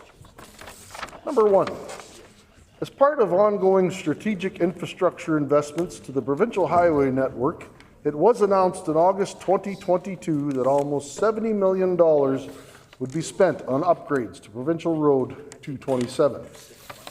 Number 2, over 72 kilometers of PR 227 were to be paved, along with the repair or replacement of 3 bridges and multiple drainage works. Number 3, Breves, mayors, councillors, and residents of the surrounding municipalities, cities, towns, and villages were ecstatic and overwhelmingly supportive of this plan. Number 4, the planned PR 227 was to connect Highway 16 with Highway 6, thus creating an alternative route to Highway number 1. Number 5, PR 227 was to be part of Manitoba's Trade and Commerce Grid Initiative, an expanded grid of highways that can accommodate heavy commercial loading that will attract new industrial activity, reduce transportation costs, and optimize supply chain efficiency, which will benefit all Manitobans. Number 6, the 2023 multi-year infrastructure investment strategy is a 5-year, $4.1 billion investment in Manitoba's roads, highways, bridges, airports, and flood protection. The paving of PR 227 was part of this strategy. Number 7, the Minister of Transportation and Infrastructure has cut the PR 227 project, notwithstanding that the project appears in the multi-year infrastructural investment strategy and listed on the Manitoba Transportation and Infrastructure website as an active project. Number 8, additional keystone projects in the 2023 multi-year infrastructure investment strategy were the Winnipeg 1 Million Perimeter Freeway Initiative, the Lake St. Martin and Lake Manitoba outlet channels, and the twinning of the Trans-Canada Highway to the Ontario border. The actions of the NDP government now bring into question whether any of these projects will be completed as planned. We petition the Legislative Assembly of Manitoba as follows. Number 1, to urge the Minister of Transportation and Infrastructure to immediately restore funding to the PR 227 paving project. Number 2, to urge the Minister of Transportation and Infrastructure the commitment to Manitobans to carry out all of the projects as outlined in the 2023 multi-year infrastructure investment strategy in their totality to the same scope and in accordance with already stated timelines. This petition has been signed by Colton King, Blair Miskew, and Kaylee Byron, and many, many, many Manitobans. Thank you. A lot of Kings and Byron. The Honourable Member for Dawson Trail.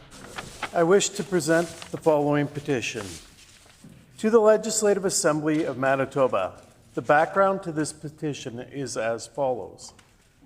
On May 1st, 2022, Jordan Reimer, 24 years of age, was killed by an impaired driver while she was acting as a designated driver. There are 2 people legally culpable for her death: the impaired driver and the accomplice. The driver was charged, but the second criminal, the accomplice, has not been held accountable. A concerned citizen took the keys from the impaired driver earlier in the evening to ensure he could not drive impaired. The accomplice retrieved the keys from the citizen under false pretense and knowingly provided the impaired driver with access to the vehicle. Number 4, the Winnipeg Police Services, WPS, investigation provided adequate evidence to meet the charging standard and recommended charges be laid against the accomplice. The Crown prosecutors declined to prosecute the accomplice.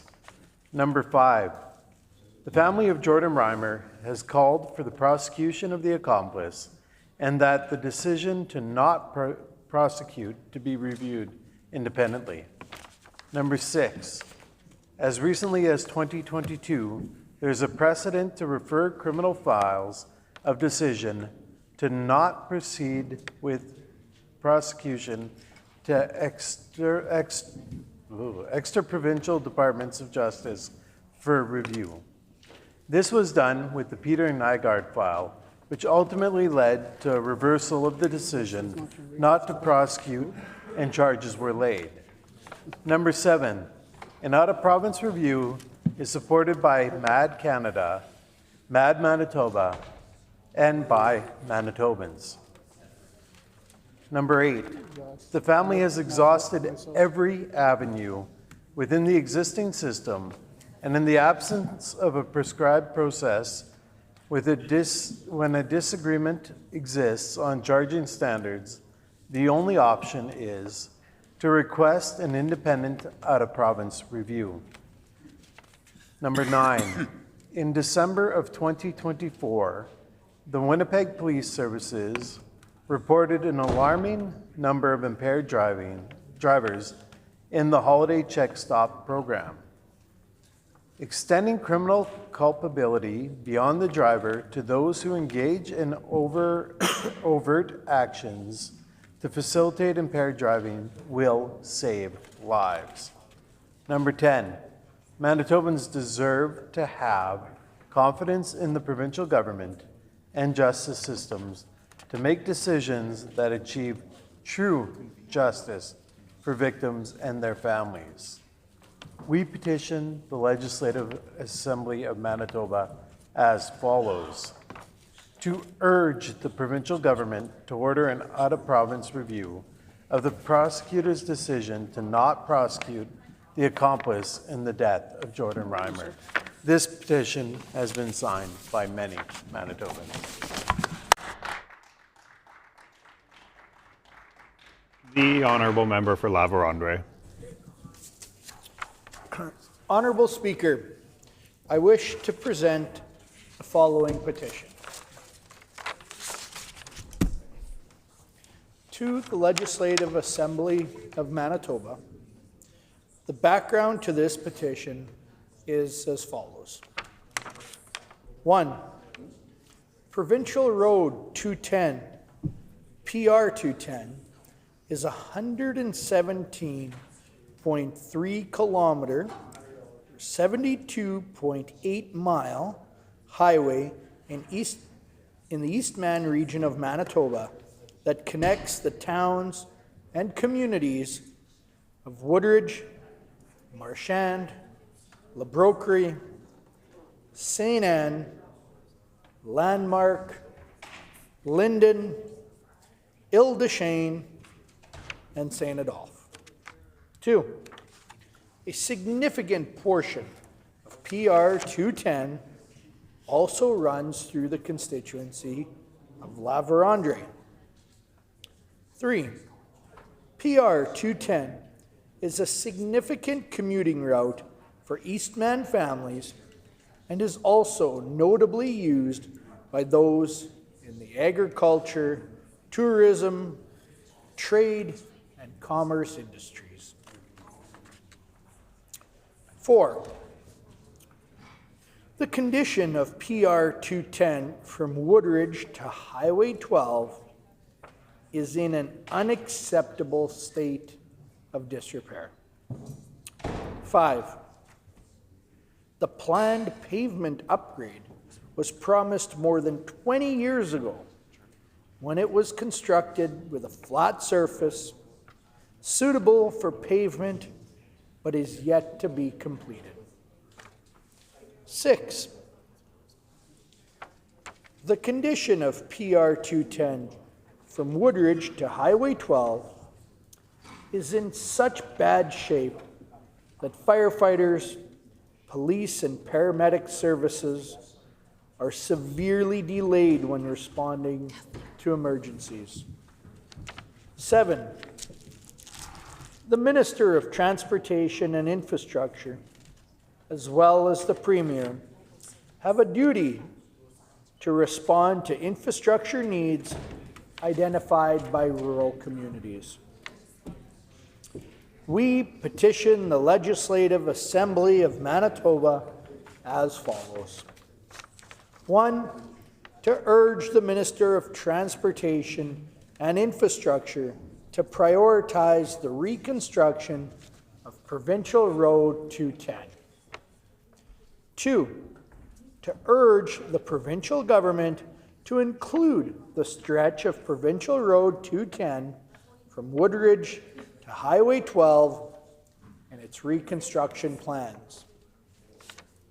This petition has been signed by John Hebert, Carol Hebert, Brent Fulmore, and many, many other Manitobans.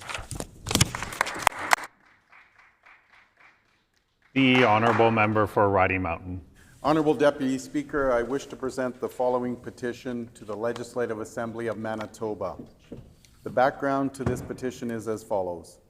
Number 1, in 2022, according to Statistics Canada, there was an 11.4% increase in food prices.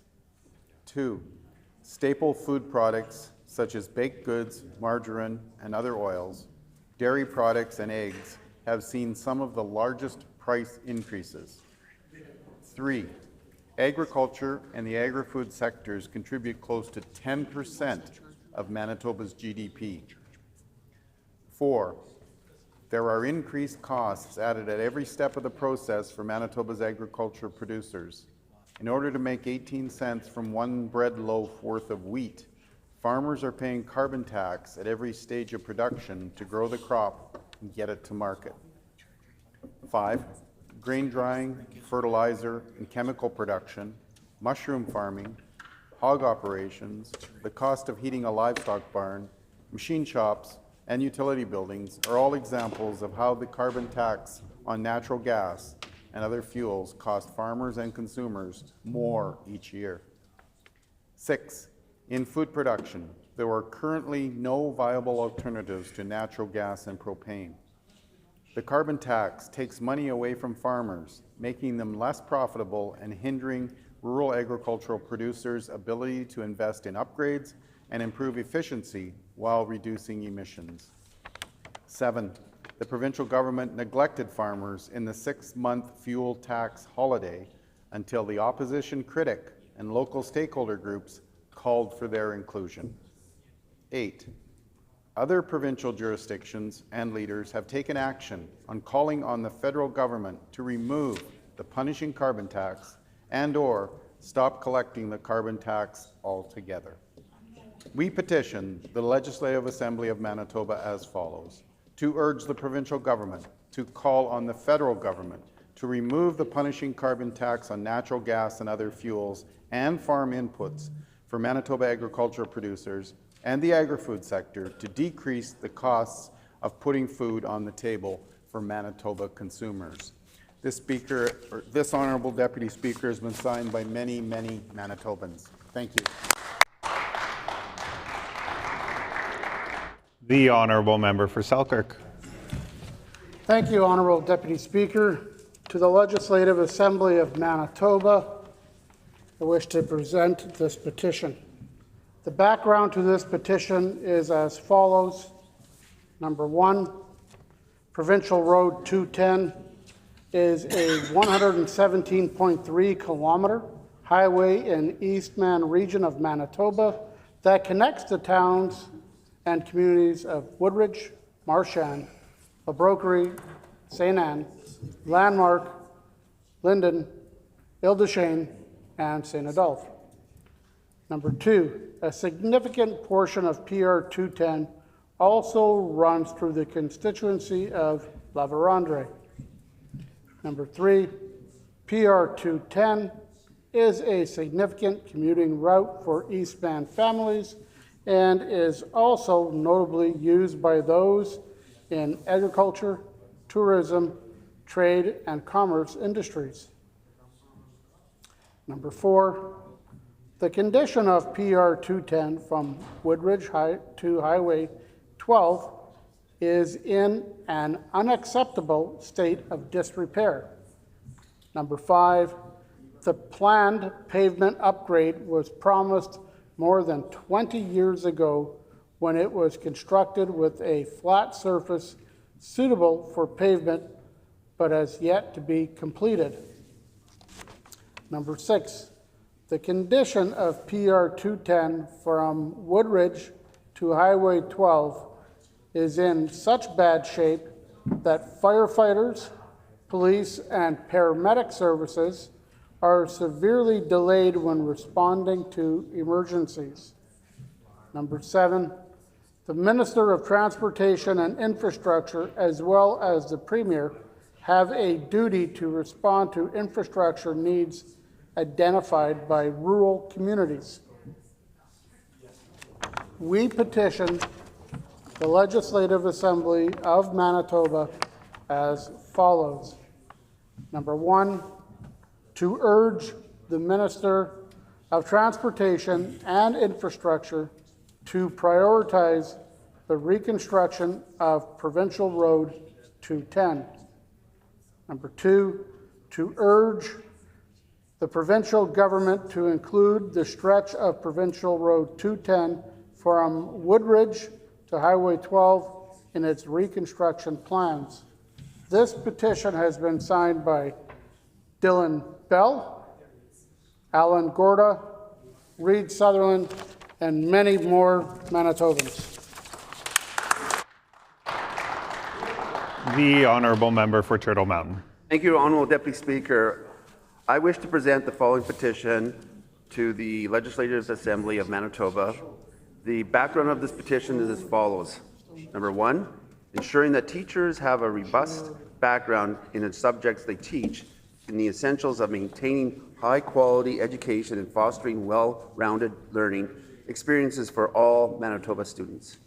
Number two, the recent amendment to the Province of Manitoba to the Teaching Certificates and Qualifications regulations under the Education Administration Act have significantly lowered the standards for subjects area expertise requires for teacher certification. Number three, the amendments eliminated all subject area requires for teacher certification, including major and minor teachable subjects and subjects specifically requirements of early middle years streams.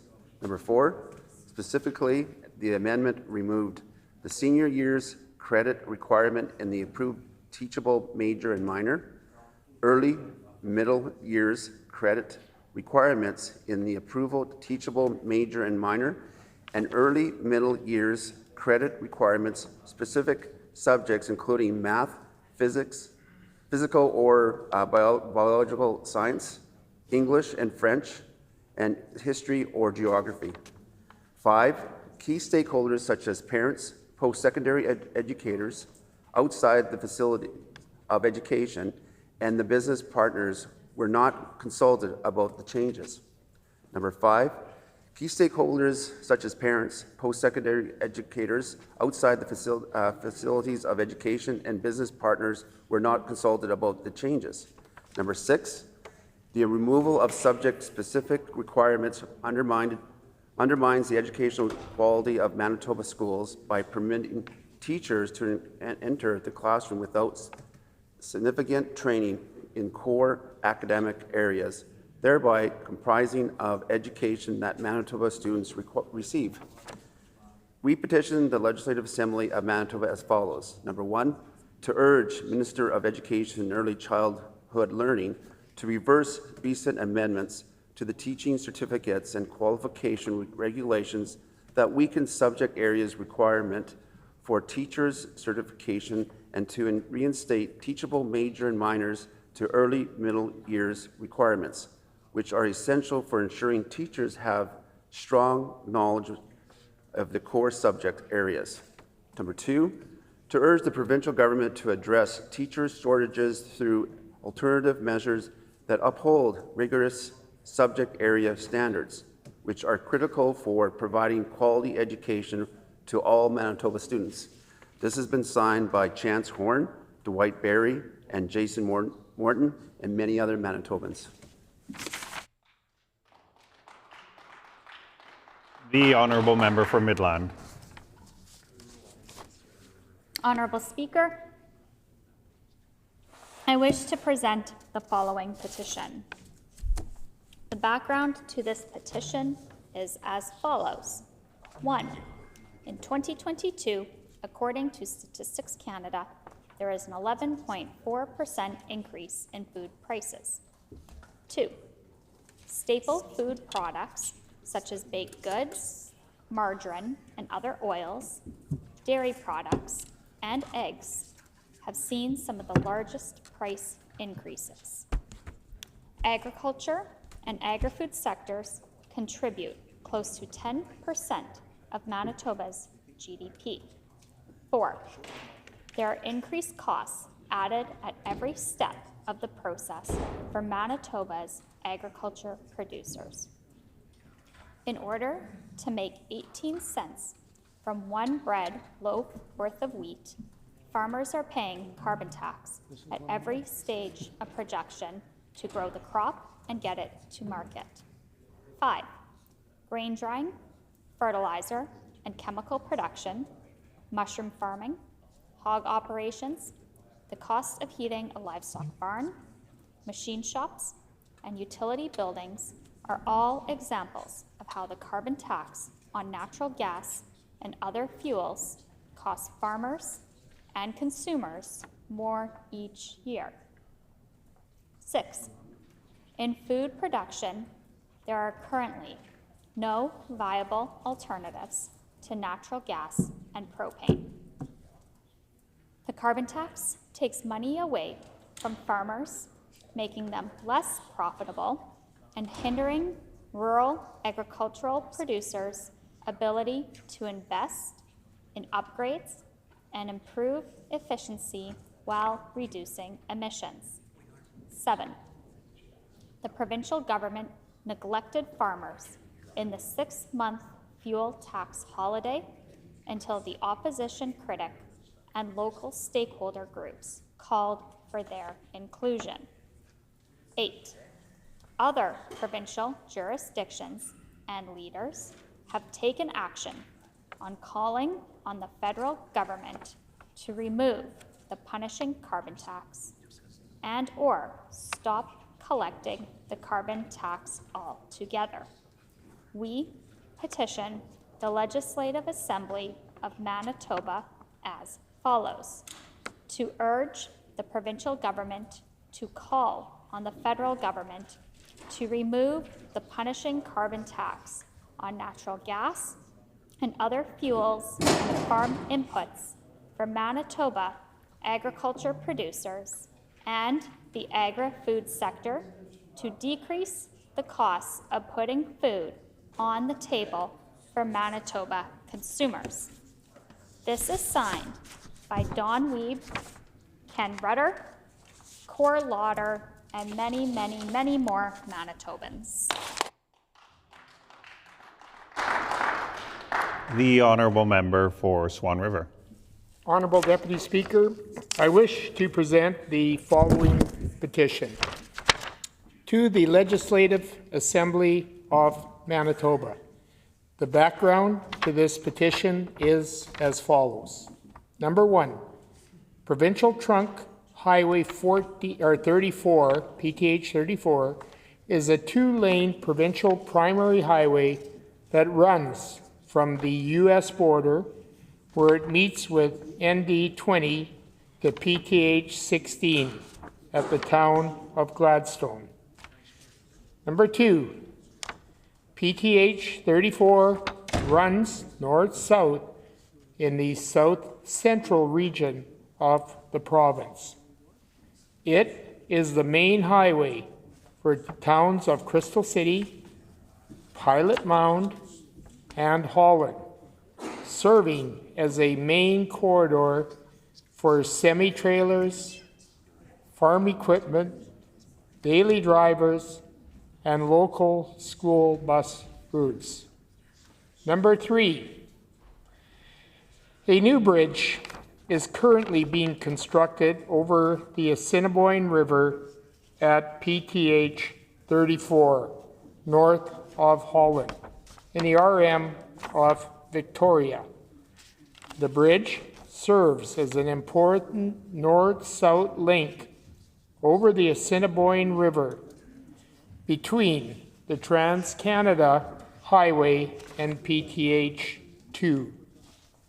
Number four, the deterioration of PTH 34 has raised major concerns due to the narrow shoulders and numerous deep potholes that pose serious safety risks.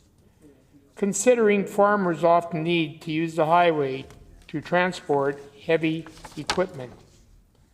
Number five, construction of a new bridge in accordance current design codes and the RTAC standard located on PTH 34, crossing the Assiniboine River, will support trade and commerce and improve public safety in the area, and also accommodate flood events in the Assiniboine River.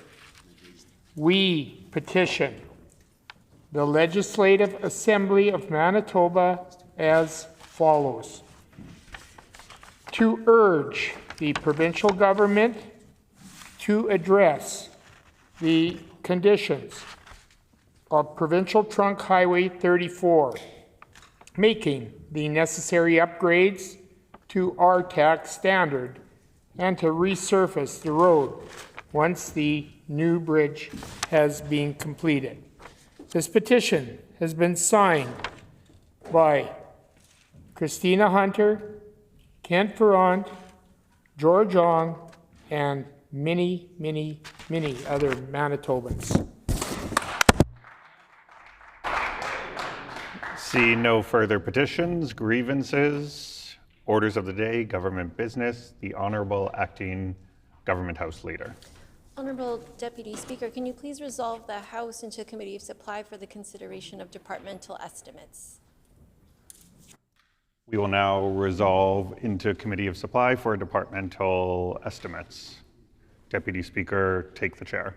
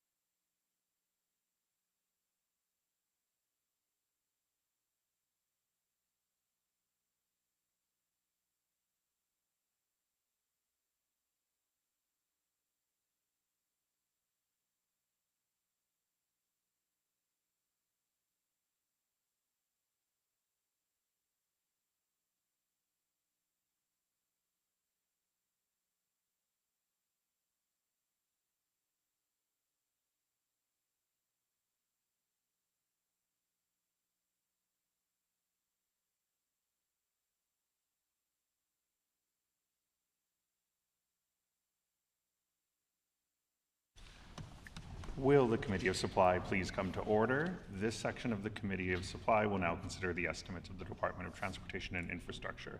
Does the Honourable Minister have an opening statement? Yes, sir. The Honourable Minister of Transportation and Infrastructure. Good afternoon. As Minister of Transportation and Infrastructure, I'm honoured to be here today to speak to the important work of the department. We are committed to delivering safe, reliable, and sustainable infrastructure that meets the needs of all Manitobans. Our government is prioritizing the development and maintenance of a transportation infrastructure network that drives trade, facilitates the movement of goods, and supports sustainable economic growth across the province. The department's operating budget is increased by $41 million for a total of $549 million in 2025-26. By supporting key trade corridors and investing in Manitoba's potential as a strategic transportation hub and gateway to national and international markets, we are building our economy and increasing resilience in the face of global uncertainties. MTI is supporting the Centreport Canada Rail Park with an increase of grant funding by $200,000 for a total of $450,000 to the Centreport Canada Inc. in 2025-26. Developing Centreport will help attract trade-based investment and create good jobs for Manitobans. Budget 2025, with a significant increase of $55 million in our capital budget from $549 million to $595 million, demonstrates our government's commitment to strategic investments in roads, highways, bridges, airports, and flood protection. I'm very pleased to tell the members of this committee that MTI fully delivered on its Part B capital program of $540 million last fiscal year. These investments are guided by the department's multi-year infrastructure investment strategy, which outlines how we are connecting communities, providing access to goods and services, and helping protect Manitobans from the impacts of climate change and natural disasters.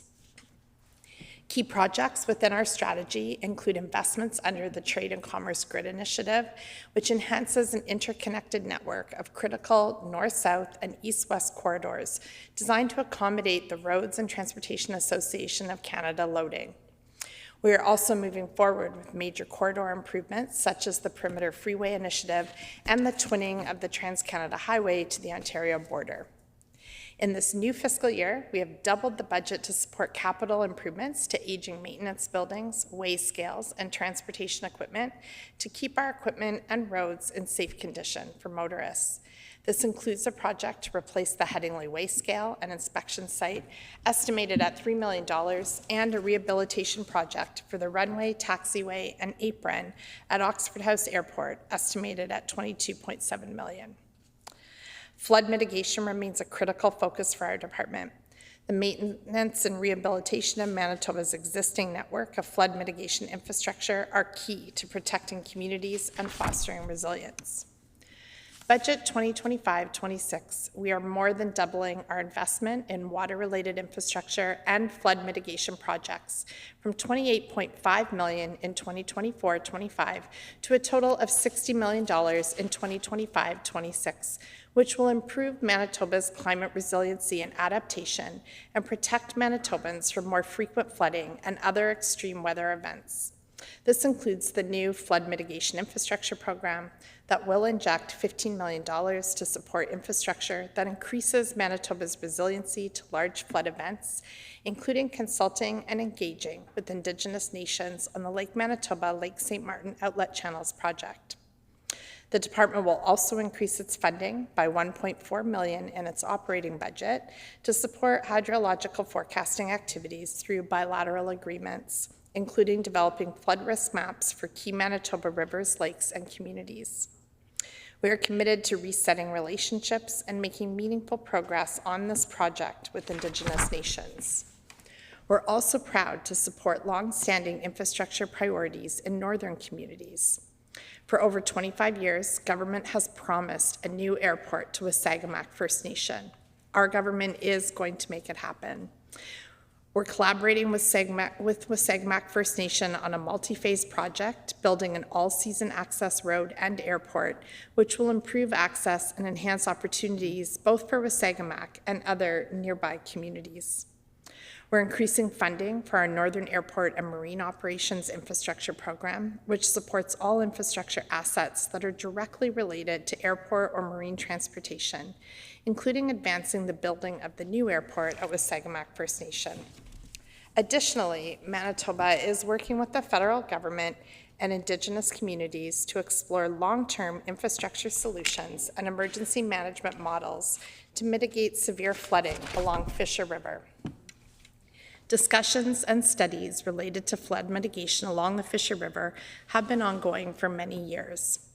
Manitoba has completed the flood risk mapping study with Canada at a cost of $227,000 and has also agreed to a 50-50 cost share with Canada at a total cost of $3 million to move forward with the conceptual design of options for flood mitigation, as well as provincial highway and bridge improvements along the Fisher River, including the communities of Peguis First Nation and Fisher River Cree Nation.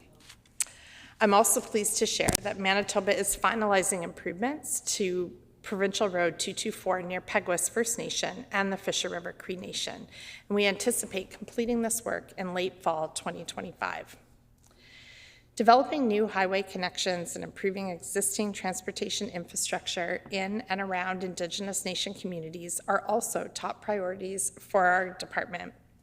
MTI continues to support strategies for enhanced highway connectivity to these communities and the operation of the Winter Road network serving remote areas.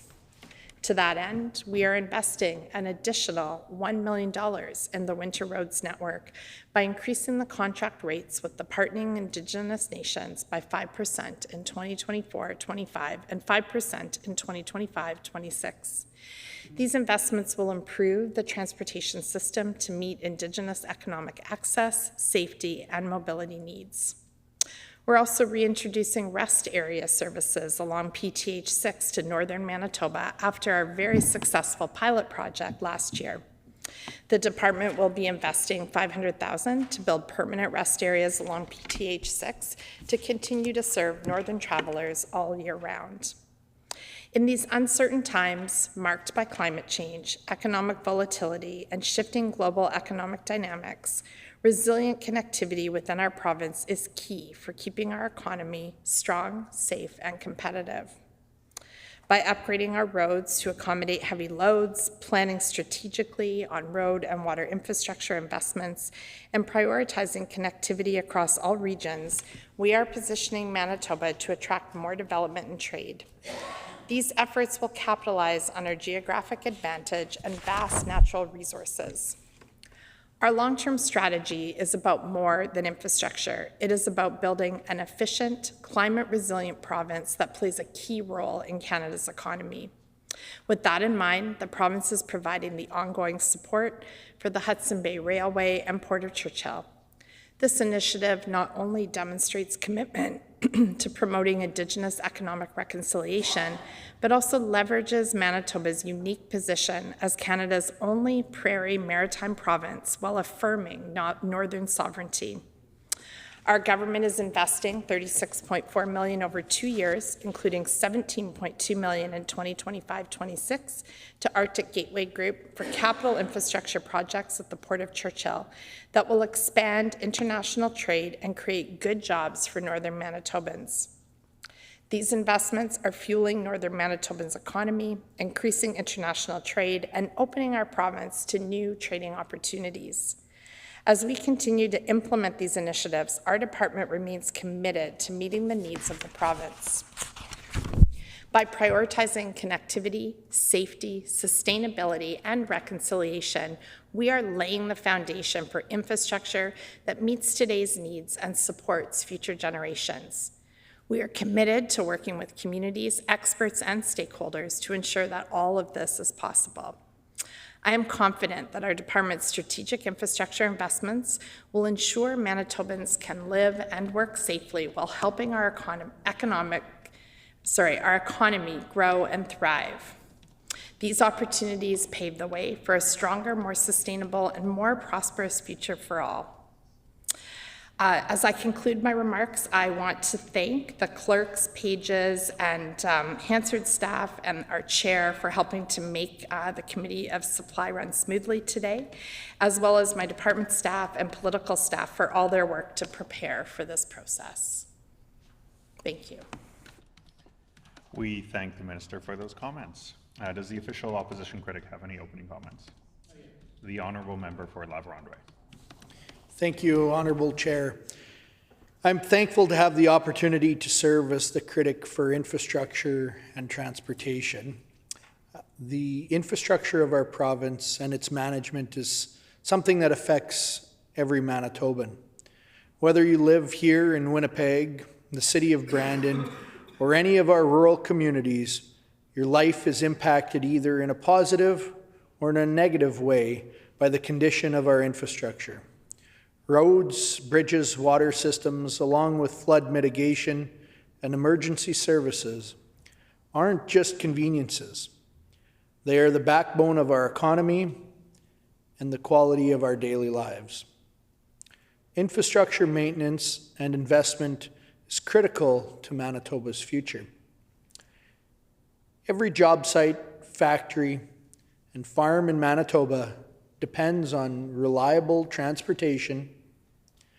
When our highways and roads are in good shape, goods move faster, businesses save money, and we remain competitive, not just within our province, but also internationally.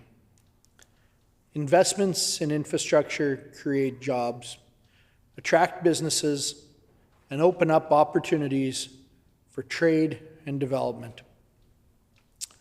As we're seeing strong volatility in weather throughout Manitoba, climate resilience is an important part of infrastructure development.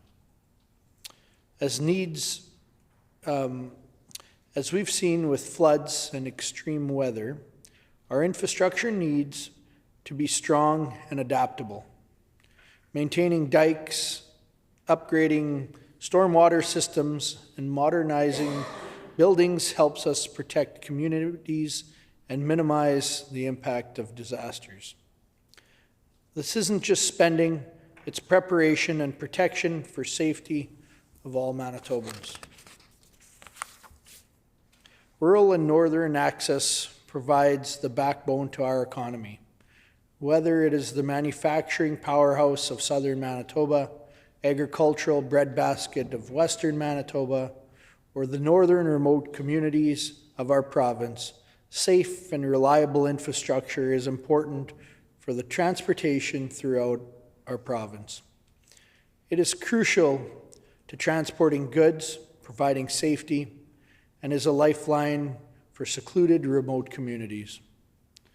We may not always realize it, but Manitoba infrastructure has a direct impact on nearly every aspect of our lives as Manitobans, and the proper management, maintenance, and investment helps to grow our economy to keep Manitobans safe.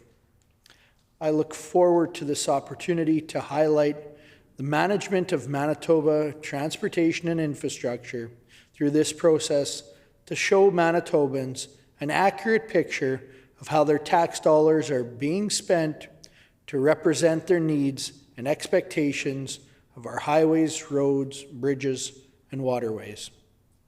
If we want a thriving, resilient, and equitable Manitoba, we must prioritize infrastructure investment and maintenance. It's not just about fixing potholes, it's about building a better future for all Manitobans. And I'd like to also start by thanking the Minister for this opportunity, her staff that assist her in the department. I'd like to thank our staff on the opposition side for helping me as the critic hold the government to account on the important investment in Manitoba infrastructure. So with that, I conclude. We thank the critic from the official opposition for those remarks. Under Manitoba practice, debate on the minister's salary is the last item considered for a department. Accordingly, we shall now defer consideration of line item 15.1 bracket A contained in resolution 15.1. At this time, we invite ministerial and opposition staff to enter the chamber, and I would ask the minister and critic to please introduce their staff in attendance.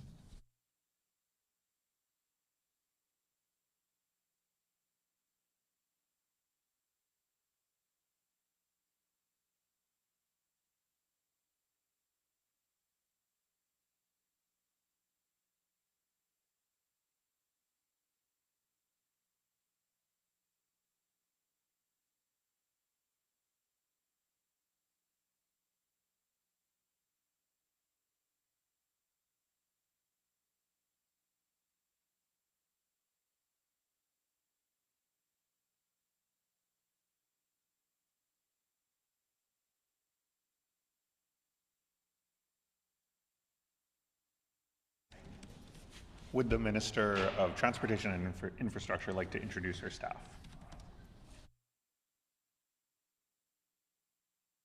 Minister Ryan Kloss to my right.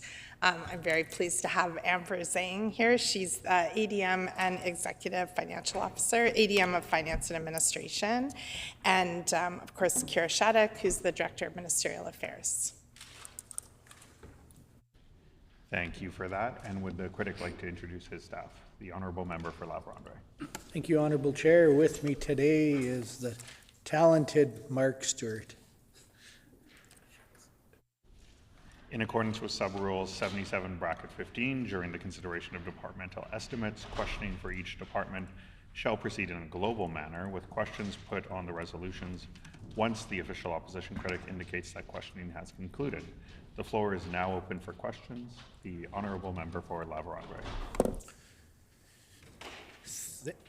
Thank you, Honourable Chair. I'd like to structure the questions and estimates to the best of my ability to ease the burden of answering for the department. And I'll start with some basic broad questions on the staffing organization of the department. So the first question would be if the minister would be able to confirm that the organizational chart in the supplemental estimates is complete and up to date.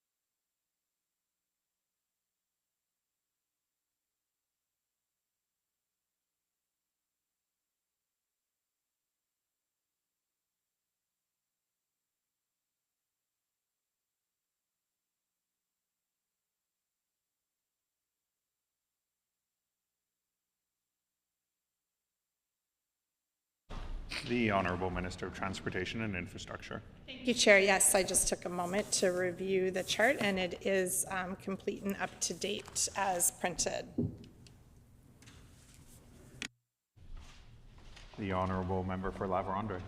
Thank you, Honourable Chair. Would the minister be able to update the committee on what political staff work out of the minister's office or within their purview?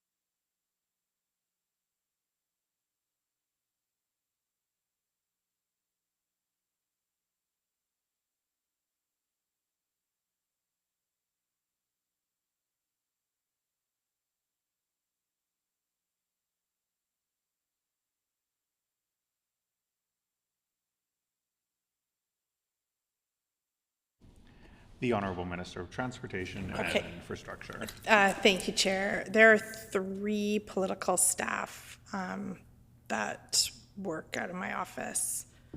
And sorry, was I supposed to say the titles? I can't. I've forgotten the question now. We can ask for clarification. Sure. The Honourable Member for La Vérendrye. Thank you, Honorable Chair. Yeah, and if we're going to, maybe we shouldn't jump ahead too much, but along with the names, could the minister also provide a breakdown of the salaries as well as the pay scale that they're on? So we can answer one at a time, though, if it just provides a name.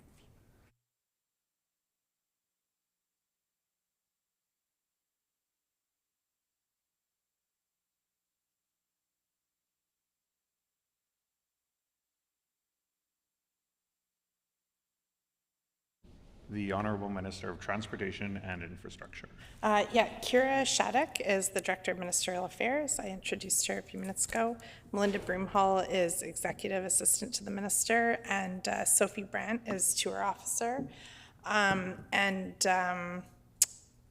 other question about salaries, that's publicly available. I don't know if that's the best use of our time, but if that's what the opposition wants, we can look up those public documents and share it, but it is publicly available information.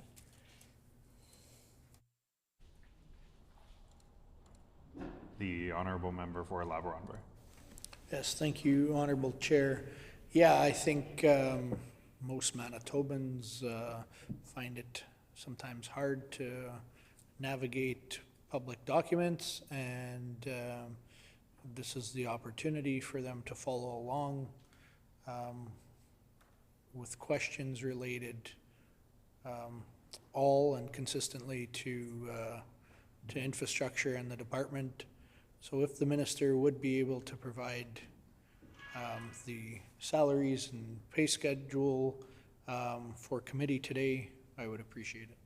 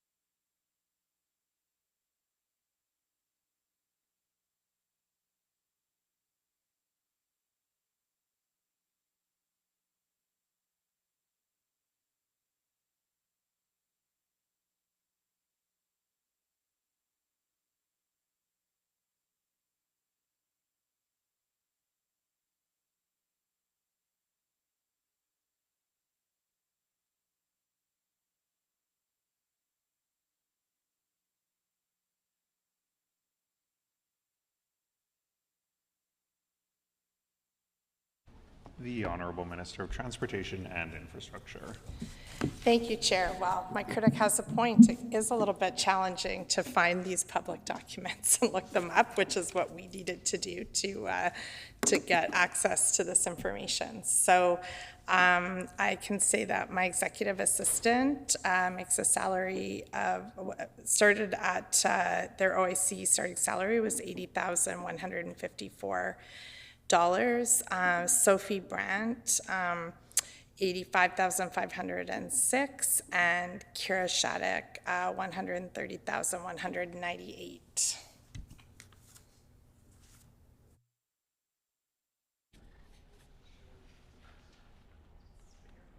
The Honourable Member for La Vérendrye.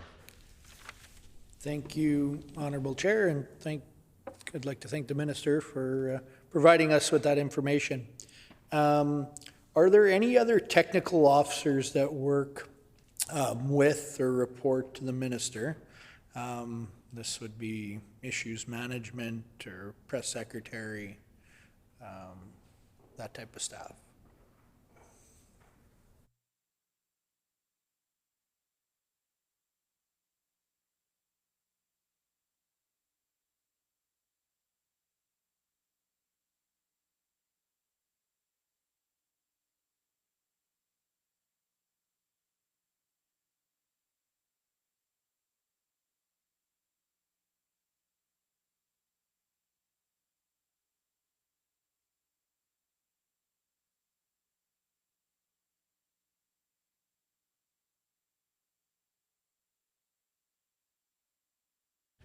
The Honourable Minister of Transportation and Infrastructure. Thank you, Chair. Yeah, I would say that any time that I need support, whether it's for cabinet communications, policy issues management, there's a team of political staff available to provide that support to myself as minister, and each, we work together as a team.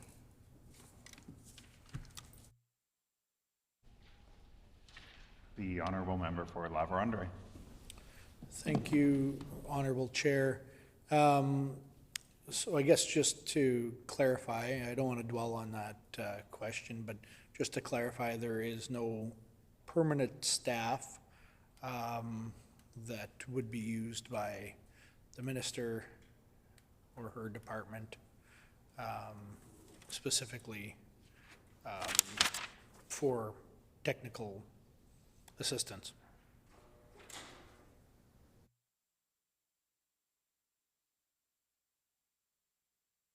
The Honourable Minister of Transportation and Infrastructure. I think the political staff that the member is referring to, as I mentioned, I do lean heavily on all of those departments, but again, they work as a team, they support cabinet as a team.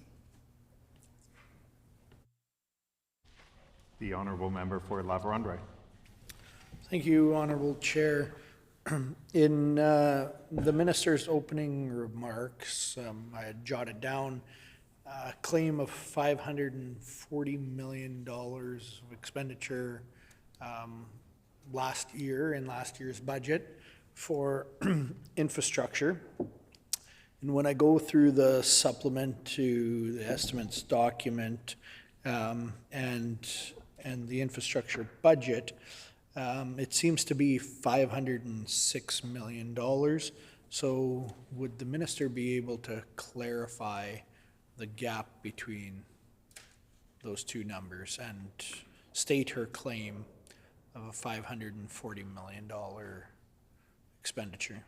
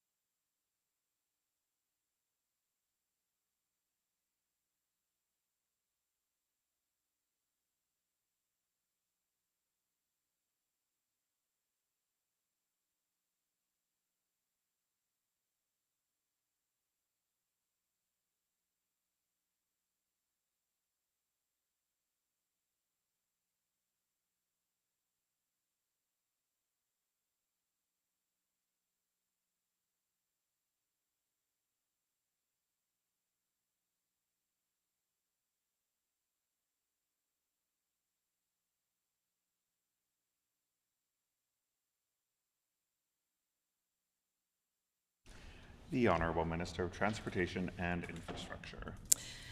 Thank you, Chair. So I'll invite my critic to turn to page 34 of, which is the whole thing, the supplement to the estimates of expenditure. And when you look at the total budget, $540 million, that's the number I'm referring to. It's absolutely, one of the things that I'm quite proud of as a minister is that we have really listened to industry about the importance of getting out early tenders and working really hard to spend our entire budget, something that the previous government didn't do for years and years. I mean, not only did they lower the budget, from where the high that it was prior to them coming in. I believe 2016 was probably the largest budget for highways that there has been for years, and they decreased it year after year and then underspent and left significant problems in the infrastructure across the province. But I'm quite excited by the fact that in the year ahead, we have increased that total budget to $595 million. And that again, we will absolutely endeavor, to work with industry to spend what we budgeted and not to leave unspent money on the project or unspent money on the table and projects unattended to and neglected across the province, such as what happened for the past 7.5 years prior to us coming into government.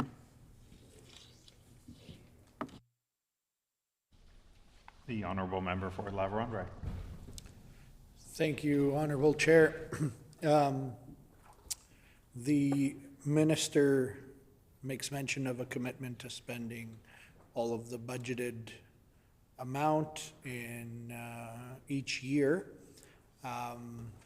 We know that many times there are barriers unforeseen that arise, and that may cause an issue with the completion of a project. The construction industry has been asking for carryover budgeting for a number of years, something that our previous PC government had listened to and enacted in the final couple budgets of infrastructure and transportation. And I'd like to ask the minister if that is something that her department has committed to, if their department isn't able to complete the work projected.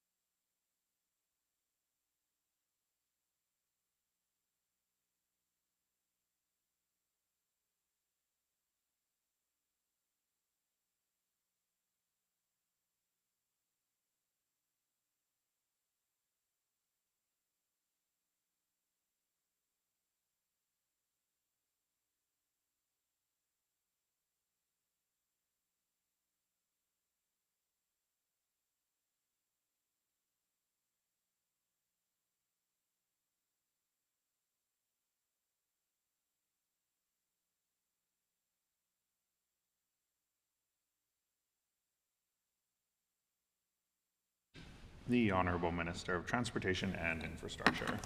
Thank you, Chair.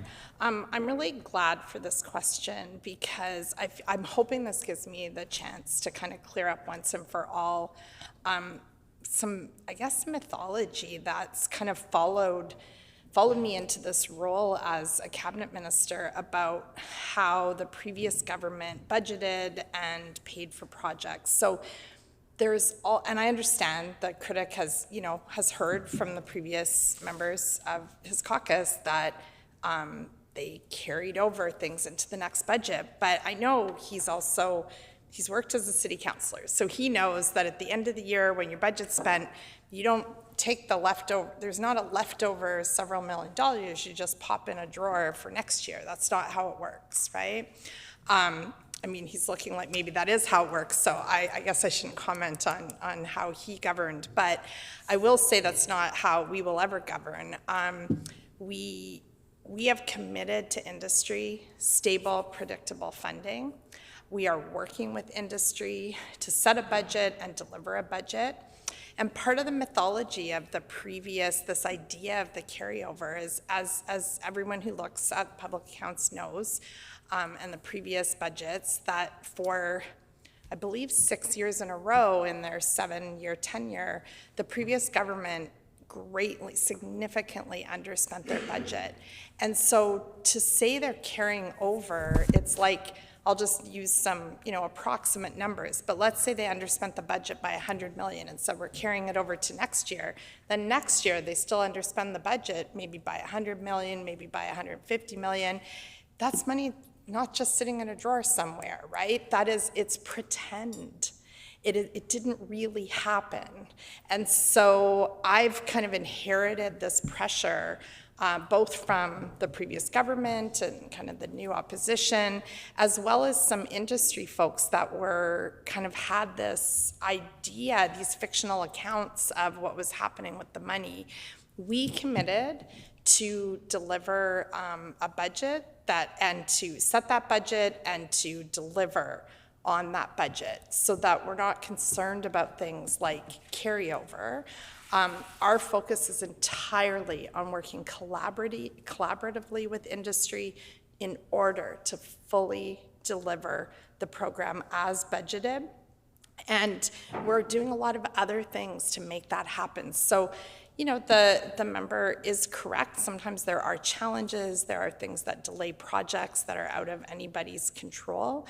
But there's also a lot of steps that a good, careful government can take to try to prevent some of those challenges. So certainly our multi-year strategy has helped to signal to industry projects that are coming. We have endeavored to meet industry's ask of having 80% of projects tendered by February. We also are working very hard in the department to make sure, to restaff. I mean, the department was cut, it was overall cut by 30% under the previous government, and we're working to build up the staff so that we have the staff to manage projects if we, to have designs done and on the shelf and ready to go. If one project is going to be delayed for some reason, we now have the ability to move on to another project because we are, we're staffing up our department, we're relying on the expertise of our engineers, and we're working so carefully with industry that we are able to be much more successful at delivering our program and spending the dollars that we have budgeted.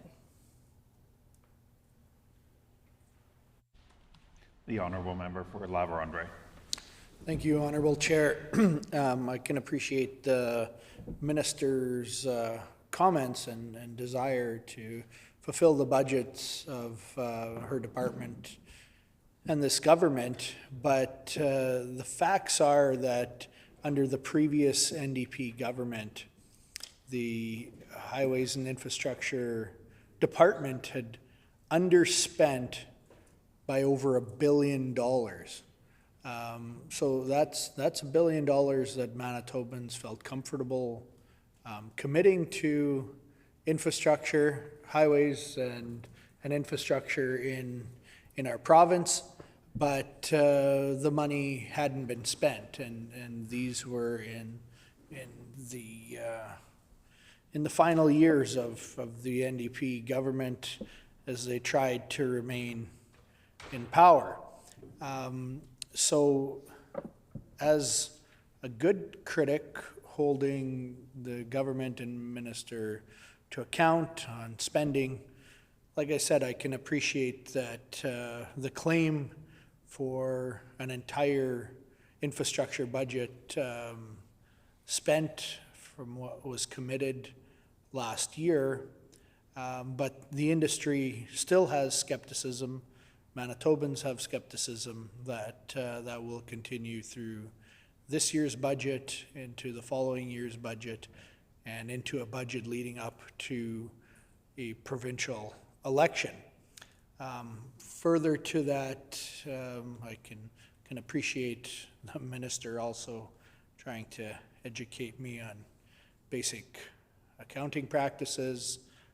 She made mention that I had served on municipal council, but to supplement that, I also have a degree in accounting, so I have a fundamental understanding of how budget management works.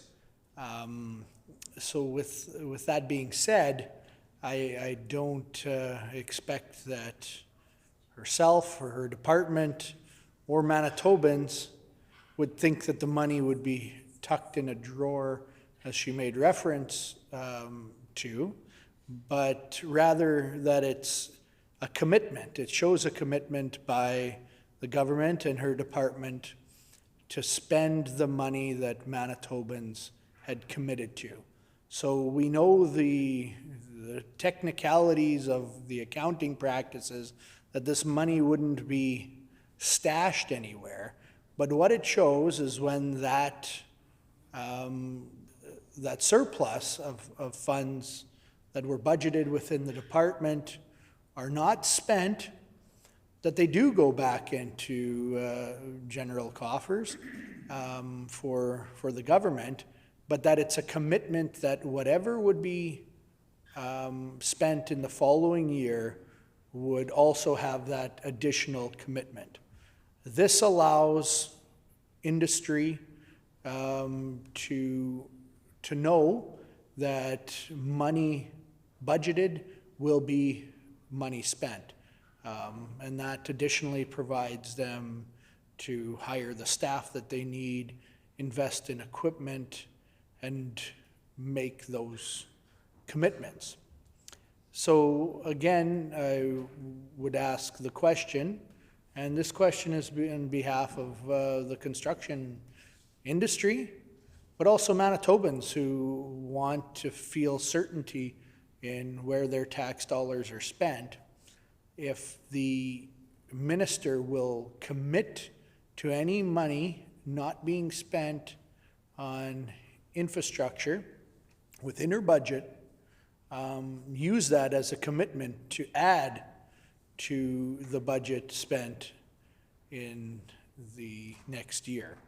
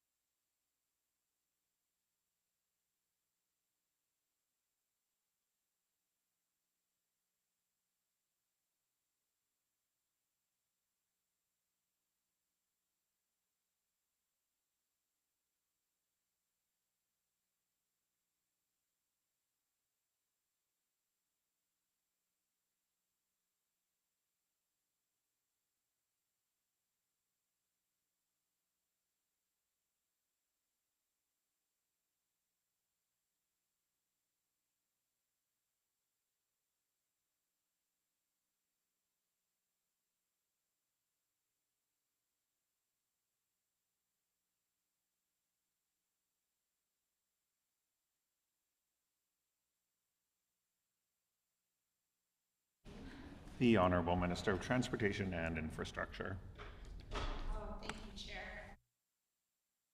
Question is going to give me the opportunity to clear up some misinformation or confusion. I'll start with reiterating that we are spending our budget. We've increased from last year, and we've certainly increased over any expenditures of the previous government. But I hear the member opposite introducing the idea of skepticism into the conversation. And I know during question period, a similar question, the member said that he didn't believe my answer. And I think it's important to remember question period is about theater. This isn't that. This is really trying to put accurate information on the record for Manitobans. And, the introducing the sort of sowing seeds of division isn't really helpful to this process. We have this building of one Manitoba and working together to build up our province. And also, the construction industry has direct access to me, significantly so. So I get to have these conversations often in meetings and other one-on-one opportunities and work really closely with them because they have a really important voice in how we do business. But as I have been very clear with the industry and with the member opposite, but I'll say it again, there will never be a carryover as he's asking for during my tenure as minister. I do want to clear up some of the misinformation that's been stated. In the last year of the NDP government, $572 million was spent. That is more money than the PC government spent in any year in the 7.5 years that they were in government. $572 million. We weren't in a position in our first year to budget that much, but this year we budgeted $595 million. So we found our way back to the kind of spending and the good work that the NDP was previously doing to build up transportation infrastructure in this province. And I'm not saying that there's not more to do. There's always more work to be done. In their first year in government, the PC government budgeted $589 million and only spent $385 million. And that kind of pattern was to be repeated year after year that they were in government. So I think, I'm quite proud of the work of this department, especially given that when I came into this position, as I mentioned, not only was there a 30% vacancy rate overall across the department, in northern Manitoba, there was a 46% vacancy rate. So some of the biggest challenges and problems and concerns I hear are from folks in the north who need the repairs done, who need infrastructure work attended to, who are struggling to get the support that they need, and we are doing our best to fill those positions. But the fact that people were laid off, not replaced, department staff were cut, and left our northern Manitobans with a 46% vacancy rate in this area, it's reprehensible. We're working very hard to change that. And that is a really important point. It's not just about how much money is in the budget. It's about actually having the staff there, the skilled people employed by our department who can implement the program and deliver what is needed to Manitobans for safe, reliable infrastructure across the province.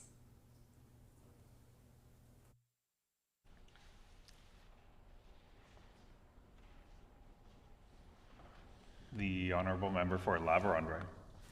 Thank you, Honourable Chair.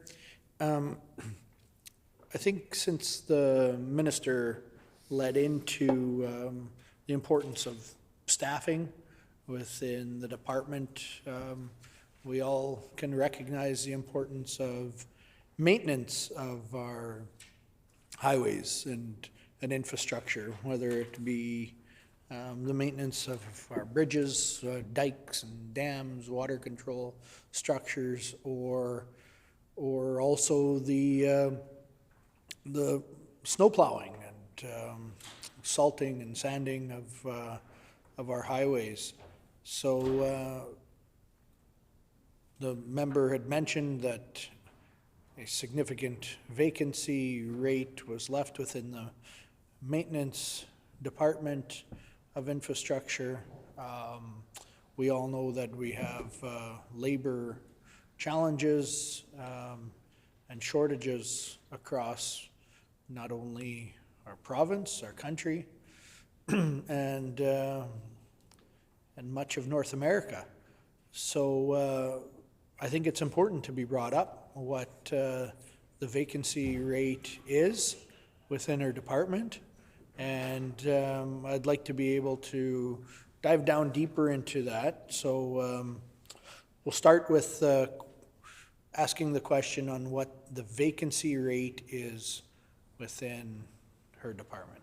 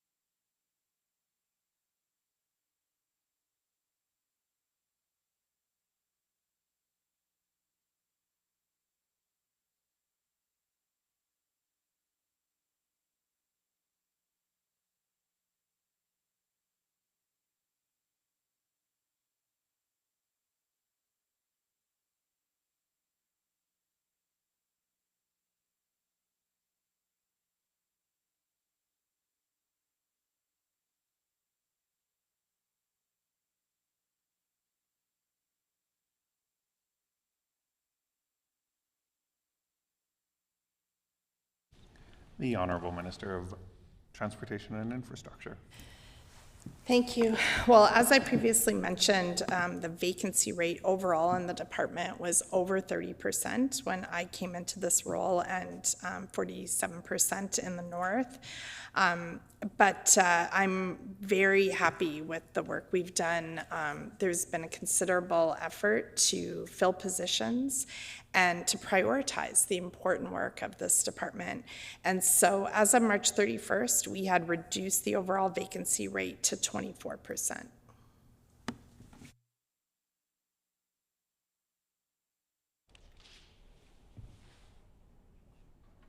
The Honourable Member for La Vérendrye. Thank you, Honourable Chair. My question for the Minister then would be, just so Manitobans have a clear picture of where the largest struggles are in vacancy throughout the department, which areas of the department would have, or which area has the largest vacancy rate?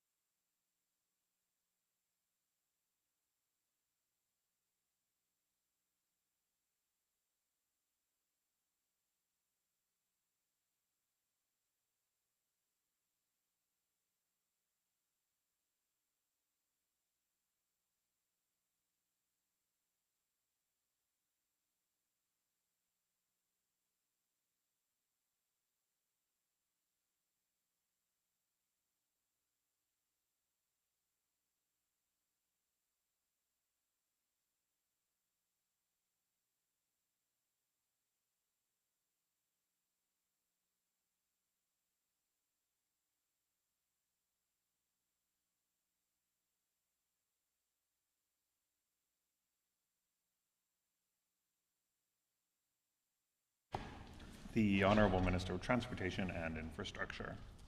Thank you, Chair.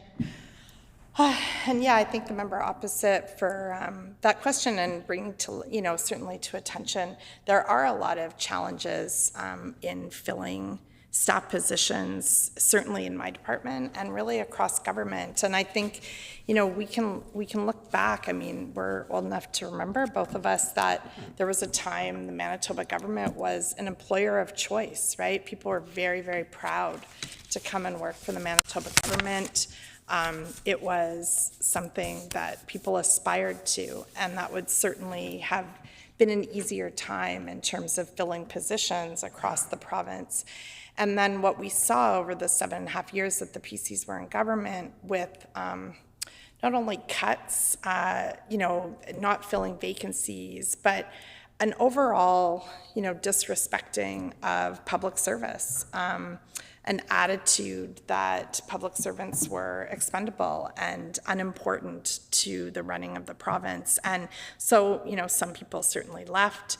I had a conversation this morning with a longtime employee of the department who was simply, pushed out, close to retirement, but was just pushed out by the then Premier Pallister, and with no package, nothing to support the loss of his career of a lifetime, right towards the end of his career. And, I could 8 years later hear the pain from him. And I think that pain and that trauma, really, in some of the conversations I've had with current employees and past employees, that people felt that. And so it is taking time to rebuild our reputation as a government, as an employer. When we came into government, the public service was on the verge of a massive strike. It would have been the first in history because of years of wage suppression and because of how they were being treated, frankly. So those are some of the challenges that we have been met with. And so I'm glad that the MLA, the member opposite, did identify that there were challenges in hiring. And I just wanted to expand on what some of those challenges have been. And for Manitobans, because I know that he's very aware of those issues. And to answer his question, probably the two areas that were most challenged and that we're still working to increase positions and fill vacancies is in transportation operations, where we have a 24.5% vacancy rate, and in engineering and technical services with a 25.9% vacancy rate. These are the most, frontline specialized positions in engineering and technical, where we need technicians and engineers in the role.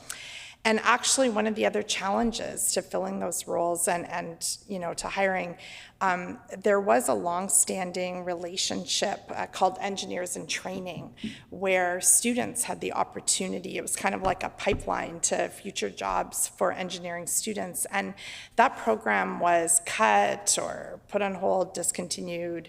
It's not really clear, but it disappeared under the previous government. So that's something we reinstated. So it's an opportunity for students to have the training and the mentoring that they require. And, of course, we all know that in any kind of that type of cooperative type of program where students have the opportunity to come and work for an employer while they're still a student, there's a much greater chance of them then seeing that employer as a place where they want to make their career. So very pleased that I was able to reinstate that program, and that will help us as these students get closer to graduation to filling some of these vacancies. The Honourable Member for La Vérendrye. Thank you, Honourable Chair. It's great that the minister has brought up the concerns of engineering within the department and the vacancy challenges, as well as transportation operations. I myself, as a result of my connection to just my community and the constituency, have spoken to a number of engineers that work for Manitoba Infrastructure and Transportation, and they've expressed their concern, not so much with the structure, but that the experienced staff have come to an age naturally, not by any outside influence, that they've retired, and the department no longer has that mentorship ability. So I can appreciate that the minister feels that reinstating a program of mentorship within the department will be a silver bullet to the solution, but my opinion would be that it's much more complex than that. The minister had, that just leads me to my question, that the minister had mentioned that the positions are no longer competitive with the private sector and not held to the same regard that they may have been in the past. So my question would be, how much have pay scales increased for transportation operations and engineering, or what additional benefits have been provided to staff that fulfill these roles?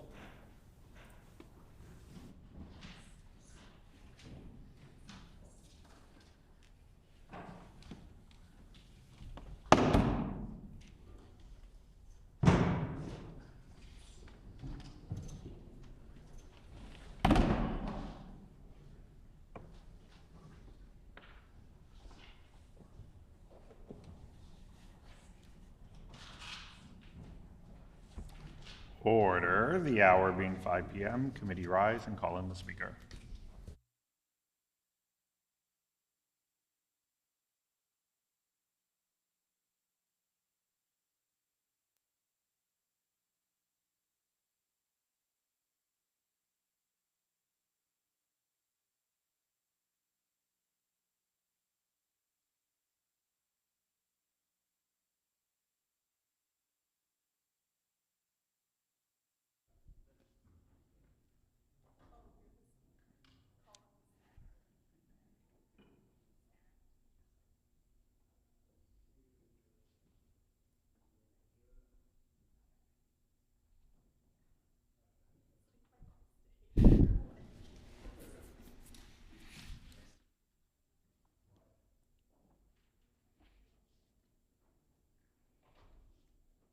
The hour being 5 p.m., this House is adjourned and stands adjourned until 10 a.m. tomorrow morning.